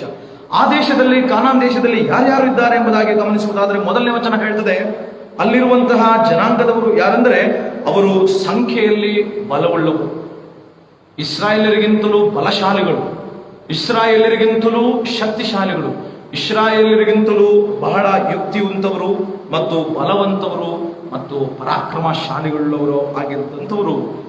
ಆ ಜನಾಂಗಕ್ಕೆ ಈ ಇಸ್ರಾಯೇಲರನ್ನು ದೇವರು ಮೋಶೆ ಮುಖಾಂತರವಾಗಿ ನಡೆಸಿಕೊಂಡು ಹೋಗುತ್ತಿದ್ದಾನೆ. ಅಲ್ಲಿದ್ದಂಥ ಇತರ ಜನಾಂಗದವರು ಯಾರೆಂದರೆ ಹಿತ್ತಿಯರು, ಗಿರ್ಗಾಯಿಷ್ಯರು, ಅಮೋರಿಯರು, ಕಾನಾನ್ಯರು, ಪೆರಿಜೀಯರು, ಹಿವ್ವಿಯರು, ಯಬೂಸಿಯರು ಎಂಬ 7 ಜನಾಂಗಗಳು. ಈ ಜನಾಂಗಗಳ ನಡುವೆ ಈ ಪುಷ್ಟವಾದಂಥ ಬಲಶಾಲಿಗಳಾದಂಥ ಪರಾಕ್ರಮಿಶಾಲಿ ಉಳ್ಳಂತಹ ಈ ಜನಾಂಗದವರ ನಡುವೆ ದೇವರು ಇಸ್ರಾಯೇಲರನ್ನು ನಡೆಸಿಕೊಂಡು ಹೋಗ್ತಾ ಇದ್ದಾನೆ. ಇವರನ್ನು ಯಾವ ಸಂದರ್ಭದಲ್ಲಿ ದೇವರು ಆರಿಸಿಕೊಳ್ಳಲಿಲ್ಲ, ಬದಲಾಗಿ ಇಸ್ರಾಯೇಲರನ್ನು ಆರಿಸಿಕೊಳ್ಳುತ್ತಾನೆ. ಇಸ್ರಾಯೇಲರನ್ನು ಆರಿಸಿಕೊಂಡು ಪ್ರತ್ಯೇಕಿಸಲ್ಪಡ್ತಾನೆ. ಇತರ ಜನಾಂಗಗಳಿಗೆ ಈ ಇಸ್ರಾಯೇಲರನ್ನು ಪ್ರತ್ಯೇಕಿಸಲ್ಪಟ್ಟು ಪರಿಶುದ್ಧರಾಗಿ ನೀವು ಜೀವಿಸಬೇಕು, ನನ್ನ ಆಜ್ಞೆಗಳಿಗೆ ನೀವು ವಿಧೇಯತೆಯಿಂದ ನೀವು ಕೈಕೊಂಡು ನಡೆಯುವಂಥವರಾಗಿರಬೇಕು. ನಿಮ್ಮ ಆಚಾರ ವಿಚಾರಗಳು, ನಿಮ್ಮ ಆರಾಧನೆಗಳು, ನಿಮ್ಮ ಪ್ರತಿನಿತ್ಯದ ಬಾಳ್ವೆ ಇತರ ಜನಾಂಗಗಳಿಗೆ ಪ್ರತ್ಯೇಕಿಸಲ್ಪಟ್ಟಂತ, ನೀವು ಪ್ರತಿಷ್ಠಿತರಾಗಿರುವಂತ ಶ್ರೇಷ್ಠವಾದಂಥ ಪರಿಶುದ್ಧವಾದಂಥ ನನ್ನ ವಾಕ್ಯಾನುಸಾರ ಆಜ್ಞೆಗನುಸಾರವಾಗಿ ನೀವು ಜೀವಿಸುವುದಕ್ಕಾಗಿ ನಾನು ಕಾನಾನ್ ದೇಶಕ್ಕೆ ನಿಮ್ಮ ಸ್ವದೇಶವನ್ನಾಗಿ ಕೊಡುವುದಕ್ಕಾಗಿ ನಡೆಸಿಕೊಂಡು ಹೋಗುತ್ತಿದ್ದೇನೆ. ಇತರ ಜನಾಂಗದವರ ಮಧ್ಯದಲ್ಲಿ ನಾನು ನಿಮ್ಮನ್ನು ಇರಿಸುತ್ತೇನೆ ಎಂಬುದಾಗಿ ದೇವರು ಮೋಶೆ ಮುಖಾಂತರ ಇಸ್ರಾಯೇಲರನ್ನು ನಡೆಸಿಕೊಂಡು ಹೋಗುತ್ತಿದ್ದಾನೆ. ಇಸ್ರಾಯೇಲರನ್ನು ಈ ರೀತಿ ಆರಿಸಿಕೊಂಡು ಆ ಇತರ ಜನಾಂಗದವರ ಮಧ್ಯದಲ್ಲಿ ಅವರನ್ನು ಇರಿಸ್ತಾನೆ. ಪ್ರಿಯರೇ, ಆ ಇತರ ಜನಾಂಗದವರು ಯಾರಾಗಿದ್ದಾರೆ ಅಂದರೆ ವಿಗ್ರಹ ಆರಾಧಕರು, ಅನೈತಿಕ ಕೃತ್ಯಗಳನ್ನು ನಡೆಸುವವರು, ಯಾವುದೇ ನೈತಿಕ ಕೃತ್ಯಗಳನ್ನಾಗಲಿ ಆಧ್ಯಾತ್ಮಿಕ ಜೀವಿತವನ್ನಾಗಲಿ ಪರಿಶುದ್ಧವಾದಂಥ ರೀತಿಯಲ್ಲಿ ನಡೆಸದೇ ಇರುವವರು ಮತ್ತು ದೇವರ ಹೆಸರುಗಳನ್ನು ಪ್ರಖ್ಯಾತಿಗೆ ತರದೆ ತಮ್ಮನ್ನೇ ದೇವರುಗಳನ್ನಾಗಿ ಮಾಡಿಕೊಂಡವರು ಮತ್ತು ಅನಾಚಾರ, ಅಕ್ರಮ, ಅನ್ಯಾಯಗಳಿಂದ ತುಂಬಿದಂತಹ ಆ ಒಂದು ಸಂಪ್ರದಾಯ ಮತ್ತು ಆಚಾರ ವಿಚಾರಗಳಲ್ಲಿ ಆ ಒಂದು ನೆಲೆಸಿರುವಂತಹ ಜನಾಂಗದವರ ಮಧ್ಯದಲ್ಲಿ ನಿಮ್ಮನ್ನು ನಾನು ಪರಿಶುದ್ಧರನ್ನಾಗಿ ಆರಿಸಿಕೊಂಡಿದ್ದೇನೆ. ನೀವು ಆ ಪರಿಶುದ್ಧತೆಯ ಜೀವಿತ ನಾನು ನಿಮಗೆ ಕೊಡುವಂತಹ ಆಜ್ಞೆಗಳಿಗೆ ಅನುಸಾರವಾಗಿ, ನಿಯಮಗಳಿಗೆ ಅನುಸಾರವಾಗಿ, ಕಟ್ಟಳೆಗೆ ಅನುಸಾರವಾಗಿ ನೀವು ಜೀವಿಸಬೇಕೆಂಬುದಾಗಿ ಹೇಳ್ತಾನೆ. ಯಾಜಕ ಕಾಂಡ 19ನೇ ಅಧ್ಯಾಯ 2ನೇ ವಚನದಲ್ಲಿ ದೇವರ ವಾಕ್ಯ ಹೇಳಿರುವಂತಹ ಮಾತೇನೆಂದ್ರೆ, ದೇವರು ಹೇಳ್ತಾನೆ ಯಾಜಕ ಕಾಂಡ 19ನೇ ಅಧ್ಯಾಯ 2ನೇ ವಚನದಲ್ಲಿ, ನಾನು ಪರಿಶುದ್ಧನಾಗಿರುವುದರಿಂದ ನೀವು ಪರಿಶುದ್ಧರಾಗಿರಬೇಕು ಎಂಬುದಾಗಿ. ನಾನು ಪರಿಶುದ್ಧನಾಗಿರುವುದರಿಂದ ನೀವು ಪರಿಶುದ್ಧರಾಗಿರಬೇಕು ಎಂಬುದಾಗಿ ಹೇಳ್ತಾನೆ. ಯಾಜಕ ಕಾಂಡ 11ನೇ ಅಧ್ಯಾಯ 44ನೇ ವಚನದಲ್ಲೂ ಇದೇ ರೀತಿಯಾದಂಥ ಮಾತನ್ನು ಹೇಳ್ತಾನೆ. ಮಾತ್ರವಲ್ಲದೆ ಪೇತ್ರನು ಬರೆದ ಮೊದಲನೇ ಪತ್ರ 16ನೇ ವಚನದಲ್ಲಿಯೂ ಸಹ, ಮೊದಲನೇ ಅಧ್ಯಾಯದ 16ನೇ ವಚನದಲ್ಲೂ ಹೇಳ್ತಾನೆ, ನಾನು ಪರಿಶುದ್ಧನಾಗಿರುವುದರಿಂದ ನೀವು ಪರಿಶುದ್ಧನಾಗಿರಿ ಎಂಬುದಾಗಿ. ದೇವರಾದುಕೊಂಡಂತ ಜನಾಂಗ, ದೇವರಾರಿಸಲ್ಪಟ್ಟಂತ ಜನರು, ದೇವರ ವಿಶ್ವಾಸಿಗಳು, ಕ್ರಿಸ್ತನ ವಿಶ್ವಾಸಿಗಳು ಪರಿಶುದ್ಧರಾಗಿ ನಾವು ಯಾವುದೇ ಜನಾಂಗದವರ ಮಧ್ಯದಲ್ಲಿ, ಯಾವುದೇ ಧರ್ಮೀಯರ ಮಧ್ಯದಲ್ಲಿ ಜೀವಿಸುವಾಗ ನಾವು ದೇವರಿಗೆ ಅನುಸಾರವಾಗಿ, ದೇವರ ಆಜ್ಞೆಗಳಿಗೆ ಅನುಸಾರವಾಗಿ, ದೇವರ ಮಾತಿಗೆ ಅನುಸಾರವಾಗಿ ನಾವು ಪರಿಶುದ್ಧರಾಗಿರಬೇಕು. ನಮ್ಮ ಆರಾಧನೆ ಪರಿಶುದ್ಧವಾಗಿರಬೇಕು. ನಮ್ಮ ನಡೆ ನುಡಿ ಕ್ರಿಯೆಗಳು, ನಮ್ಮ ವ್ಯಕ್ತಿತ್ವ ಸ್ವಭಾವಗಳು ಪರಿಶುದ್ಧವಾಗಿರಬೇಕೆಂಬುದಾಗಿ. ಹಾಗಾಗಿ ಪೌಲನು ಹೇಳ್ತಾನೆ ತನ್ನ ಪತ್ರಿಕೆಗಳನ್ನು ಬರೆಯುವಾಗ, ನೀವು ಇತರ ಜನಾಂಗದವರೊಂದಿಗೆ ಸೇರಿ ಇಜ್ಜೋಡಾಗಬೇಡ್ರಿ ಎಂಬುದಾಗಿ. ಯಾಕಂದ್ರೆ ನಾವು ಒಂದು ವೇಳೆ ಅವರೊಂದಿಗೆ ಇಜ್ಜೋಡಾಗುವುದಾದರೆ, ನಾವು ಅವರೊಂದಿಗೆ ಬೆರೆತು ಬಾಳುವಾಗ ಅವರ ಕ್ರಮ, ಅವರ ಸಂಪ್ರದಾಯ, ಅವರ ಆಚಾರ ವಿಚಾರಗಳನ್ನು ನಮ್ಮ ಆರಾಧನೆಗಳೊಳಗೆ, ನಮ್ಮ ಜೀವಿತದೊಳಗೆ, ನಮ್ಮ ದಿನನಿತ್ಯದ ಬಾಳ್ವೆಯೊಳಗೆ ನಾವು ಅನುಸರಿಸುತ್ತೇವೆ ಎನ್ನುವಂತಹ ಆಲೋಚನೆಯಿಂದ ದೇವರು ಹೇಳ್ತಾನೆ, ಅವರೊಂದಿಗೆ ನೀವು ಒಡನಾಟವಿಟ್ಟುಕೊಳ್ಳಬಾರದು. ದೇವರ ವಾಕ್ಯ ಹೇಳ್ತದೆ, ಧರ್ಮೋಪದೇಶ ಕಾಂಡ 7ನೇ ಅಧ್ಯಾಯದ 2ನೇ ಮತ್ತು 3ನೇ ವಚನದಲ್ಲಿ ಹೇಳ್ತದೆ, ಅವರ ಸಂಗಡ ಒಡಂಬಡಿಕೆ ಮಾಡಿಕೊಳ್ಳಬಾರದು, ಅವರನ್ನು ಕನಿಕರಿಸಬಾರದು, ಅವರನ್ನೇ ಬೀಗತನ ಮಾಡಬಾರದು, ಅವರಿಗೆ ಹೆಣ್ಣು ಮಕ್ಕಳನ್ನು ಕೊಡಲೂಬಾರದು, ನೀವು ಅವರಿಂದ ತೆಗೆದುಕೊಳ್ಳಲೂಬಾರದು ಎಂಬುದಾಗಿ. ಯಾಕಂದ್ರೆ ಅವರು ಮಕ್ಕಳನ್ನು ಆಹುತಿ ಕೊಡುವವರು, ದೇವರಿಗೆ ವಿರುದ್ಧವಾದಂಥ ಆಚಾರ ವಿಚಾರಗಳನ್ನು, ಸಂಪ್ರದಾಯಗಳನ್ನು ಆಚರಿಸುವವರು, ಅವರು ದೇವತೆಗಳನ್ನು, ವಿಗ್ರಹಗಳನ್ನು ಆರಾಧನೆ ಮಾಡುವವರಾದ್ದರಿಂದ ನೀವು ಅವರೊಂದಿಗೆ ಯಾವುದೇ ರೀತಿಯಾದಂಥ ಬೀಗತನ ಮಾಡಬಾರದು, ಯಾವುದೇ ರೀತಿಯಾದಂಥ ಸಂಪರ್ಕಗಳನ್ನು, ಇಲ್ಲವೇ ಒಡತನವನ್ನು, ಒಡನಾಟವನ್ನು ಯಾವುದೇ ರೀತಿಯಲ್ಲಿ ನೀವು ಇಟ್ಟುಕೊಳ್ಳಬಾರದು ಎಂಬುದಾಗಿ ಹೇಳಿ, ನೀವು ಅವರಂತೆ ಇರದೆ ನೀವು ಪ್ರತ್ಯೇಕಿಸಲ್ಪಟ್ಟಂತ ಆರಿಸಿಕೊಂಡಂತ ದೇವರ ಜನಾಂಗವಾಗಿ ಪರಿಶುದ್ಧರಾಗಿ ನಿಮ್ಮ ಆಚಾರ ವಿಚಾರಗಳಲ್ಲಿ, ನಿಮ್ಮ ಆರಾಧನೆಗಳಲ್ಲಿ ನೀವು ಜೀವಿಸತಕ್ಕದ್ದು ಎಂಬುದಾಗಿ ದೇವರು ಹೇಳುತ್ತಾನೆ ಪ್ರೇರೆ. ಹಾಗಾಗಿ ಇಸ್ರಾಯೇಲರಿಗೆ ಕೊಡಲ್ಪಟ್ಟಂತ ಈ ಆಜ್ಞೆ, ಇಸ್ರಾಯೇಲರಿಗೆ ಕೊಡಲ್ಪಟ್ಟಂತ ಮೋಶೆ ಮುಖಾಂತರವಾಗಿ ಹೇಳಲ್ಪಟ್ಟಂತ ಈ ಬೋಧನೆ ಇಂದು ಕ್ರೈಸ್ತರಾದ ನಮಗೂ ಸಹ ಅನ್ವಯವಾಗುತ್ತದೆ. ಬೇರೆ ನಮ್ಮ ಪರಿಶುದ್ಧವಾದಂಥ ಜೀವಿತ ಎನ್ನುವಂಥದ್ದು ನಮ್ಮ ಆಚಾರ ವಿಚಾರಗಳಲ್ಲಿರಬೇಕು. ನಾವು ಸಂಪ್ರದಾಯ ಇಲ್ಲವೇ ಅನೇಕ ವಿಧವಾದಂತಹ ಆಚಾರ ವಿಚಾರಗಳನ್ನು ಅನುಸರಿಸ್ತೇವೆ, ಆದರೆ ಅದು ಪರಿಶುದ್ಧವಾದಂಥ ಆಚಾರ ವಿಚಾರಗಳಾಗಿ ದೇವರ ನಾಮಕ್ಕೆ ಘನವನ್ನು ತರುವಂಥದ್ದಾಗಿದೆಯಾ? ಅದು ದೇವರ ನಾಮಕ್ಕೆ ಘನವನ್ನು ತರುವಂಥದ್ದಾಗಿರದೆ ಹೋದರೆ, ದೇವರ ನಾಮವನ್ನು ಮಹಿಮೆ ಪಡಿಸುವುದಕ್ಕಾಗದೆ ಹೋದರೆ, ದೇವರು ನಮ್ಮನ್ನೇನು ಮಾಡ್ತಾನೆ ಎಂಬುದಾಗಿ ಆತನು ತಿಳಿಸ್ತಾನೆ. 10ನೇ ವಚನದಲ್ಲಿ ತಿಳಿಸ್ತಾನೆ, ತನ್ನನ್ನು ತಿರಸ್ಕರಿಸಿದವರಿಗೆ ಪ್ರತಿಯಾಗಿ ನಾಶನವನ್ನುಂಟು ಮಾಡುವವನಾಗಿಯೂ ಇದ್ದಾನೆಂದು ತಿಳಿದುಕೊಳ್ಳಿರಿ. ಯಾರು ದೇವರ ಮಾತುಗಳನ್ನು ತಿರಸ್ಕರಿಸ್ತಾರೆ, ದೇವರ ಈ ಪರಿಶುದ್ಧವಾದಂತಹ ಜೀವಿತವನ್ನು ಆತನ ಕರೆಗೆ ಹೋಗೊಟ್ಟು ಜೀವಿಸದೆ ವಿಧೇಯರಾಗಿ ಹೋಗುತ್ತಾರೋ ಅಂಥವರಿಗೆ ನಾಶನವನ್ನುಂಟು ಮಾಡುತ್ತೇನೆ ಎಂಬುದಾಗಿ ಹೇಳುತ್ತಾನೆ. ಯಾರು ನನ್ನ ವಿಷಯದಲ್ಲಿ, ನನ್ನ ಮಾತಿನ ವಿಷಯದಲ್ಲಿ, ನನ್ನ ಆಜ್ಞೆಗಳ ವಿಷಯದಲ್ಲಿ, ನಿಯಮಗಳ ವಿಷಯದಲ್ಲಿ ಹಗೆತನ ಮಾಡುತ್ತಾರೆ, ಹಗೆಯವರಾಗಿರುತ್ತಾರೋ ಅವರಿಗೆ ತಡ ಮಾಡದೆ ಆಗಲೇ ಮುಯ್ಯಿ ತೀರಿಸುವೆನು. ಆದ ಕಾರಣ ನಾನು ಈಗ ನಿಮಗೆ ಬೋಧಿಸುವ ಧರ್ಮೋಪದೇಶವನ್ನು, ಆಜ್ಞಾವಿಧಿಗಳನ್ನು ನೀವು ಅನುಸರಿಸುವವರಾಗಿರಬೇಕೆಂಬುದಾಗಿ ಧರ್ಮೋಪದೇಶ ಕಾಂಡ ಪುಸ್ತಕದಲ್ಲಿ ದೇವರು ಇಸ್ರಾಯೇಲ್ ಜನರಿಗೆ ಆತನು ತಿಳಿಸುವವನಾಗಿದ್ದಾನೆ ಪ್ರೇರೆ. ದೇವರ ಆದುಕೊಂಡಂತಹ ಜನಾಂಗದವರಿಗೆ ನೀವು ಇತರ ಜನಾಂಗದವರ ಮಧ್ಯದಲ್ಲಿ ಜೀವಿಸುವಾಗ ಅವರ ಆಚಾರ ವಿಚಾರಗಳನ್ನು ನಾವು ನಮ್ಮ ಬದುಕಿನಲ್ಲಿ ಅಳವಡಿಸಿಕೊಳ್ಳಬಾರದೆಂಬುದಾಗಿ ದೇವರು ಅಲ್ಲಿ ಬೋಧಿಸುತ್ತಿದ್ದಾನೆ ಮೋಶೆ ಮುಖಾಂತರವಾಗಿ. ನಾವು ಸಹ ಕ್ರೈಸ್ತರಾಗಿ ನಾವು ಇತರ ಧರ್ಮೀಯರ, ಇತರ ಜನಾಂಗದವರ ಮಧ್ಯದಲ್ಲಿರುವಾಗ ಇತರ ಜನಾಂಗದವರ ಧರ್ಮೀಯರ ಆಚಾರ ವಿಚಾರಗಳನ್ನು, ಸಂಪ್ರದಾಯಗಳನ್ನು ನಮ್ಮ ಆರಾಧನೆಗಳಲ್ಲಿ, ನಮ್ಮ ದೈನಂದಿನ ಬಾಳ್ವೆಯಲ್ಲಿ ನಾವು ಒಳಪಡಿಸಿಕೊಳ್ಳುವುದಕ್ಕೆ ಹೋಗಬಾರದು. ಯಾಕಂದ್ರೆ ನಮ್ಮ ಆರಾಧನೆ ಅದು ದೇವರಿಗೆ ಮಾತ್ರ ಸೀಮಿತ, ನಮ್ಮ ಜೀವಿತ ಅದು ದೇವರಿಗೆ ಮಾತ್ರ ಸೀಮಿತ. ನಮ್ಮನ್ನು ಆಲೋಚನೆಗಳಿಂದ, ಕೃತ್ಯಗಳಿಂದ, ಸ್ವಭಾವಗಳಿಂದಾಗಲಿ ನಮ್ಮ ಆರಾಧನೆಗಳನ್ನು, ನಮ್ಮ ಕ್ರಮಗಳನ್ನು ನಾವು ಅಪವಿತ್ರ ಮಾಡುವುದಾದರೆ ದೇವರು ನಮ್ಮನ್ನು ಸಹ ನಾಶ ಮಾಡುವಂತವನಾಗಿದ್ದಾನೆ. ಇನ್ನು ಎಫೆಸದವರಿಗೆ ಬರೆದ ಪತ್ರಿಕೆ 5ನೇ ಅಧ್ಯಾಯದಲ್ಲಿ ಅಲ್ಲಿ ತಿಳಿಸಿರುವಂತಹ ಮಾತುಗಳು ಏನೆಂದರೆ, ನಾವು ಯಾವಾಗಲೂ ಪರಿಶುದ್ಧರಾಗಿರಬೇಕಾದ್ರೆ ದೇವರು ನಮಗೆ ಒಂದು ಮಾರ್ಗವನ್ನು ತೋರಿಸಿದ್ದಾನೆ. ನಾವು ಯಾವಾಗಲೂ ಪರಿಶುದ್ಧರಾಗಿರುವುದಕ್ಕೆ ದೇವರು ಕೊಡುವಂತ ಮಾರ್ಗವೇನೆಂದ್ರೆ, ನಾವು 19ನೇ ವಚನದಿಂದ ಹೇಳ್ತದೆ, ಪವಿತ್ರಾತ್ಮ ಭರಿತರಾಗಿ ಯಾವಾಗಲಿರಬೇಕು, ಪವಿತ್ರಾತ್ಮ ಪ್ರೇರೇಪಿತರಾಗಿ ಯಾವಾಗಲಿರಬೇಕು. ನಾವು ದುರಾತ್ಮನ ಪ್ರೇರೇಪಣೆಗೆ ಒಳಗಾಗದೆ, ಸೈತಾನನ ಪ್ರೇರೇಪಣೆಗೆ ಒಳಗಾಗದೆ ಯಾವಾಗಲೂ ನಾವು ಪವಿತ್ರಾತ್ಮ ಪ್ರೇರೇಪಿತರಾಗಿರಬೇಕು. ಪವಿತ್ರಾತ್ಮ ಭರಿತರಾಗಿ ನಾವು ಕೀರ್ತನೆಗಳಿಂದಲೂ, ಆತ್ಮ ಸಂಬಂಧವಾದ ಹಾಡುಗಳಿಂದಲೂ, ಪದಗಳಿಂದಲೂ ಒಬ್ಬರಿಗೊಬ್ಬರು ನಾವು ಮಾತಾಡಿಕೊಳ್ಳಬೇಕು. ನಾವು ಒಬ್ಬರನ್ನೊಬ್ಬರು ನಾವು ಮಾತನಾಡಿಕೊಳ್ಳಬೇಕಾದ್ರೆ ಈ ರೀತಿಯಾಗಿ ಮಾತನಾಡಬೇಕೆಂಬುದಾಗಿ. ಅನೇಕರು ನಾವು ಕೆಟ್ಟ ಮಾತುಗಳಿಂದ ಇತರರನ್ನು ನಾವು ಬೈತೇವೆ, ಕೆಟ್ಟದಾಗಿ ಇತರರಿಗೆ ನಾವು ಶಪಿಸ್ತೇವೆ. ಕೆಟ್ಟ ಮಾತುಗಳಾಗಲಿ ಅಥವಾ ಕೆಟ್ಟ ಪದಗಳಿಂದಾಗಲಿ ನಾವು ಇತರರನ್ನು ನಾವು ಮಾತನಾಡುವಾಗ ನಾವು ಅಪವಿತ್ರರಾಗುತ್ತೇವೆ, ನಾವು ಅಪರಿಶುದ್ಧರಾಗಿ ನಾವು ದೇವರಿಗೆ ತೋರುತ್ತೇವೆ. ಆದರೆ ದೇವರು ಅಪರಿಶುದ್ಧರಾದಂತಹ ಪ್ರತಿಯೊಬ್ಬರನ್ನು ಸುಮ್ಮನೆ ಬಿಡುವುದಿಲ್ಲ, ನಾಶಪಡಿಸ್ತಾನೆ, ಅವರಿಗೆ ಕೂಡಲೇ ಮುಗಿ ತೀರಿಸುವವನಾಗಿದ್ದಾನೆ ಎಂಬುದಾಗಿ ದೇವರ ವಾಕ್ಯ ಹೇಳ್ತದೆ ಪ್ರೇರೆ. ಹಾಗಾಗಿ ದೇವರ ವಾಕ್ಯ ನಮಗೆ ಪವಿತ್ರಾತ್ಮ ಭರಿತರಾಗಿ ನೀವು ಹೃದಯಗಳಲ್ಲಿ ಕರ್ತನಿಗೆ ಗಾನ ಮಾಡ್ರಿ, ಕೀರ್ತನೆ ಹಾಡುತ್ತಾ ಯಾವಾಗಲೂ ಎಲ್ಲಾ ಕಾರ್ಯಗಳಿಗೋಸ್ಕರವಾಗಿ ನಮ್ಮ ಕರ್ತನಾದ ಯೇಸು ಕ್ರಿಸ್ತನ ಹೆಸರಿನಲ್ಲಿ ಸ್ತೋತ್ರ ಮಾಡುತ್ತಾ ಇರ್ರಿ. ಕ್ರಿಸ್ತನಿಗೆ ಭಯಪಡುವವರಾಗಿರ್ರಿ. ಕ್ರಿಸ್ತನಿಗೆ ನೀವು ಯಾವಾಗಲೂ ಸ್ತುತಿ ಪದಗಳಿಂದ ನೀವು ದೇವರಿಗೆ ಉಪಕಾರಗಳನ್ನು ಸಲ್ಲಿಸುವವರಾಗಿಯೂ, ಕೀರ್ತನೆಗಳಿಂದ ಸ್ತುತಿಸುವವರಾಗಿಯೂ, ಹಾಡುತ್ತಾ ಭಜಿಸುವವರಾಗಿಯೂ ಇರ್ರಿ ಎಂಬುದಾಗಿ, ಪವಿತ್ರಾತ್ಮ ಭರಿತರಾಗಿ ಯಾವಾಗಲೂ ಇರ್ರಿ ಎಂಬುದಾಗಿ ಹೇಳ್ತಾರೆ. ಯಾವಾಗ ನಾವು ದೇವರಿಗೆ ಆರಾಧನೆ ಮಾಡುವುದಕ್ಕೆ ನಮ್ಮ ಸಮಯವನ್ನು ಕೊಡುತ್ತೇವೆ, ಯಾವಾಗ ನಾವು ಸ್ತುತಿ ಪದಗಳಿಂದ ಹಾಡುತ್ತಾ ಗಾನ ಮಾಡುತ್ತಾ ನಾವು ದೇವರಿಗೆ ಭಜಿಸ್ತೇವೆ, ಆಗ ನಾವು ಪವಿತ್ರಾತ್ಮ ಭರಿತರಾಗಿರುತ್ತೇವೆ.